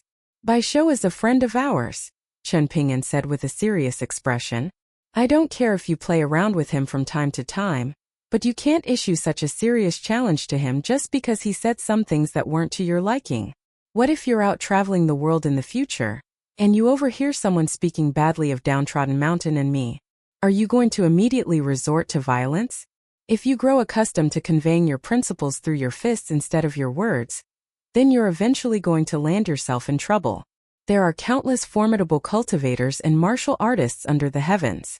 If you're always so quick to raise your fists, then you're inevitably going to meet your match someday. Sure, perhaps I can intervene and bail you out, but will I always be able to do so with a clear conscience? Bai Shou's mind had gone completely blank, and he felt more screwed than ever. Pei Qian hung her head in shame. After a brief silence, Cui Dongshan smiled and suggested, Mr. Lu, Mr. Zhong, how about we take a walk together? Everyone knew what Cui Dongshan's intentions were, and they promptly departed to give some privacy to the reunited master and disciple duo. I've spoken my mind, it's now time for you to speak yours, Chen Pingan said. I want to hear what you truly think. As long as you're sincere and earnest with me, I won't be angry regardless of whether what you say is right or wrong. Pei Qian remained silent as she clutched her hiking pole tightly in a white-knuckled grip. In the past, I would have only told you these things in private instead of scolding you in front of Cui Dongshan and the others, but right now, you are a direct disciple of the downtrodden mountain ancestral hall, and I'm barely ever with you. You've grown up quite a bit, and you've also begun practicing martial arts, so I need to hold you to higher standards. If I try to look after your feelings and only speak to you in private, perhaps you won't take my words to heart. I want you to remember my teachings, even if it means that you harbor resentment toward me for embarrassing you in front of other people. As your master, it is my duty to have these hard conversations with you and set you on the right path. I'm not preaching all of these annoying rules and principles to you to make you second-guess yourself at every turn. Instead, I want you to think things through more thoroughly, and once you do, you'll be able to use your fists without any inhibitions. As long as you've thought things through and do everything that you do for good reason, I'd be more than happy to stand up for you if you encounter any trouble.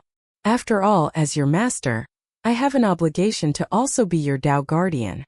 My wish is for all of my disciples and students to be able to carry themselves with dignity and aplomb, and not have to be taught by others how to be decent human beings. As long as they can fulfill that criterion, it doesn't matter to me if they're inferior to others in fist techniques, academic prowess, and immortal abilities. Pei Qian was already weeping inconsolably as she clutched her beloved hiking pole tightly to her chest. She wiped her hands back and forth across her face, but the tears refused to dry, so she gave up and raised her head to look up at Chen Pingan as she sobbed. Master, I said what I did just now because I felt like as long as Bai Shou treated our sparring match seriously, there's no way I could possibly win.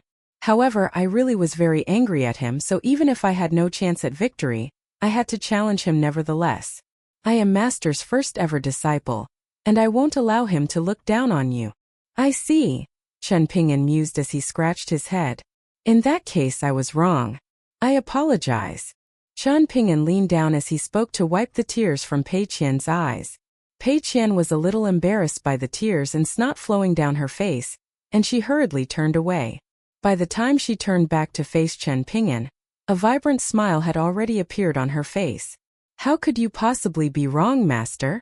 You should take back your apology. Such a cheeky little girl you are. Chen Pingan sighed as he pinched her cheek. Just now, he was almost unable to suppress the urge to pull out his sword-nurturing gourd for a drink, but he didn't want to drink anymore. Ideally, you want to think about how much force you want to put behind your punches before you actually throw them. Only then can you ensure that you're in control of your fists and not just blindly following them. If I'm wrong, then I'm wrong, and I'm willing to sincerely apologize to you. Having said that, what I said to you still stands, and I hope you can do your best to remember as much of it as possible. If there are some things that you can't figure out, or you feel like what I've said is wrong, then tell me your thoughts. I promise you that I won't feel offended or rebuked as some other people would. Indeed, some people are quick to take offense at everything, but my master is far beyond them, Pei Qian praised. Chen Pingan gave her a knock on the head. Pei Qian immediately began stumbling around as if she were drunk or sleepwalking, and she said in a dazed voice, "Such a powerful knock to the head. Just a single strike has completely robbed me of my sense of direction. Where am I?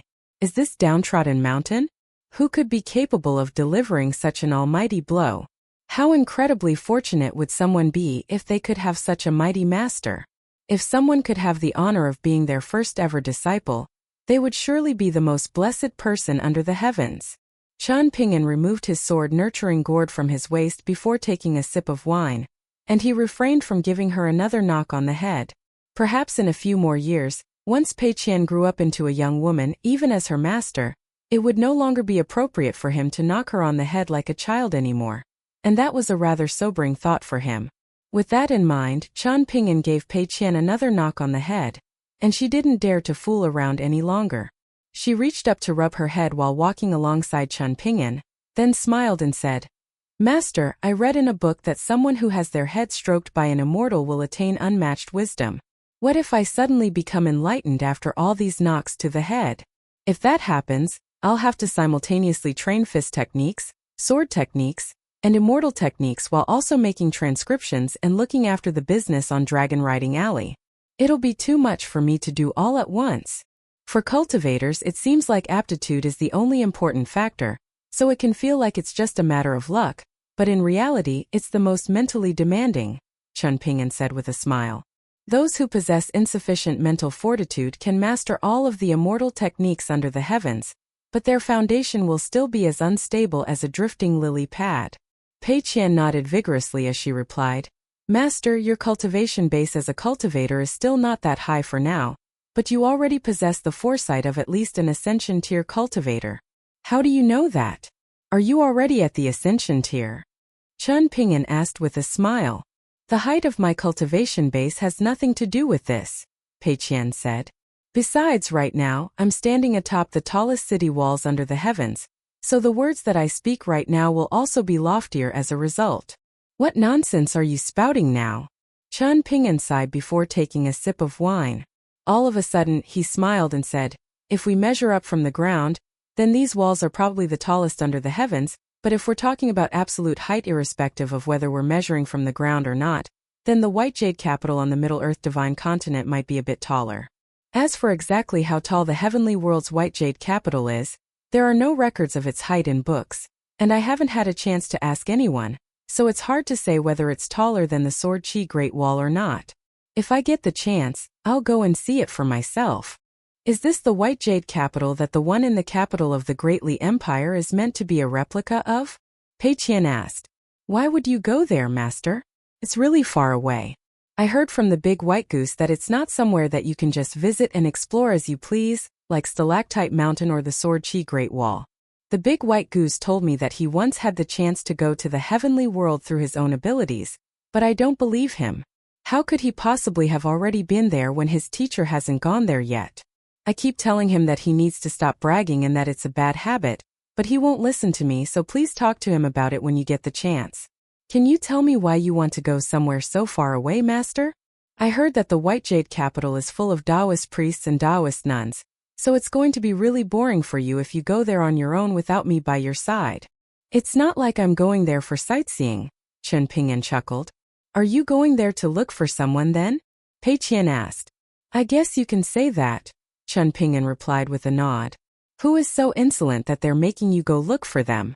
They should be coming to Downtrodden Mountain to see you. Pei Qian snapped. Chen Pingan couldn't help but chuckle with amusement. After a brief moment of hesitation, he said, Right now, I have 2 wishes that I've never told anyone about. I may not be able to fulfill either of those 2 wishes in this lifetime, but I'm never going to stop trying. Go ahead, Master. I'm listening. Pei Qian prompted after making a show of rubbing her head vigorously. I'll tell you when I'm about to set off on another long journey, Chen Pingan said with a shake of his head. It wouldn't be appropriate to state overly grand goals too soon. In that case, I'll just have to wait 2 or 3 years, Pei Qian sighed. I may not even be able to accomplish those goals in 2 to 3 centuries, perhaps even 2 to 3 millennia. If I'm even able to live that long, that is, Chen Pingan mused. The chances were extremely slim indeed, but it wasn't entirely out of the question.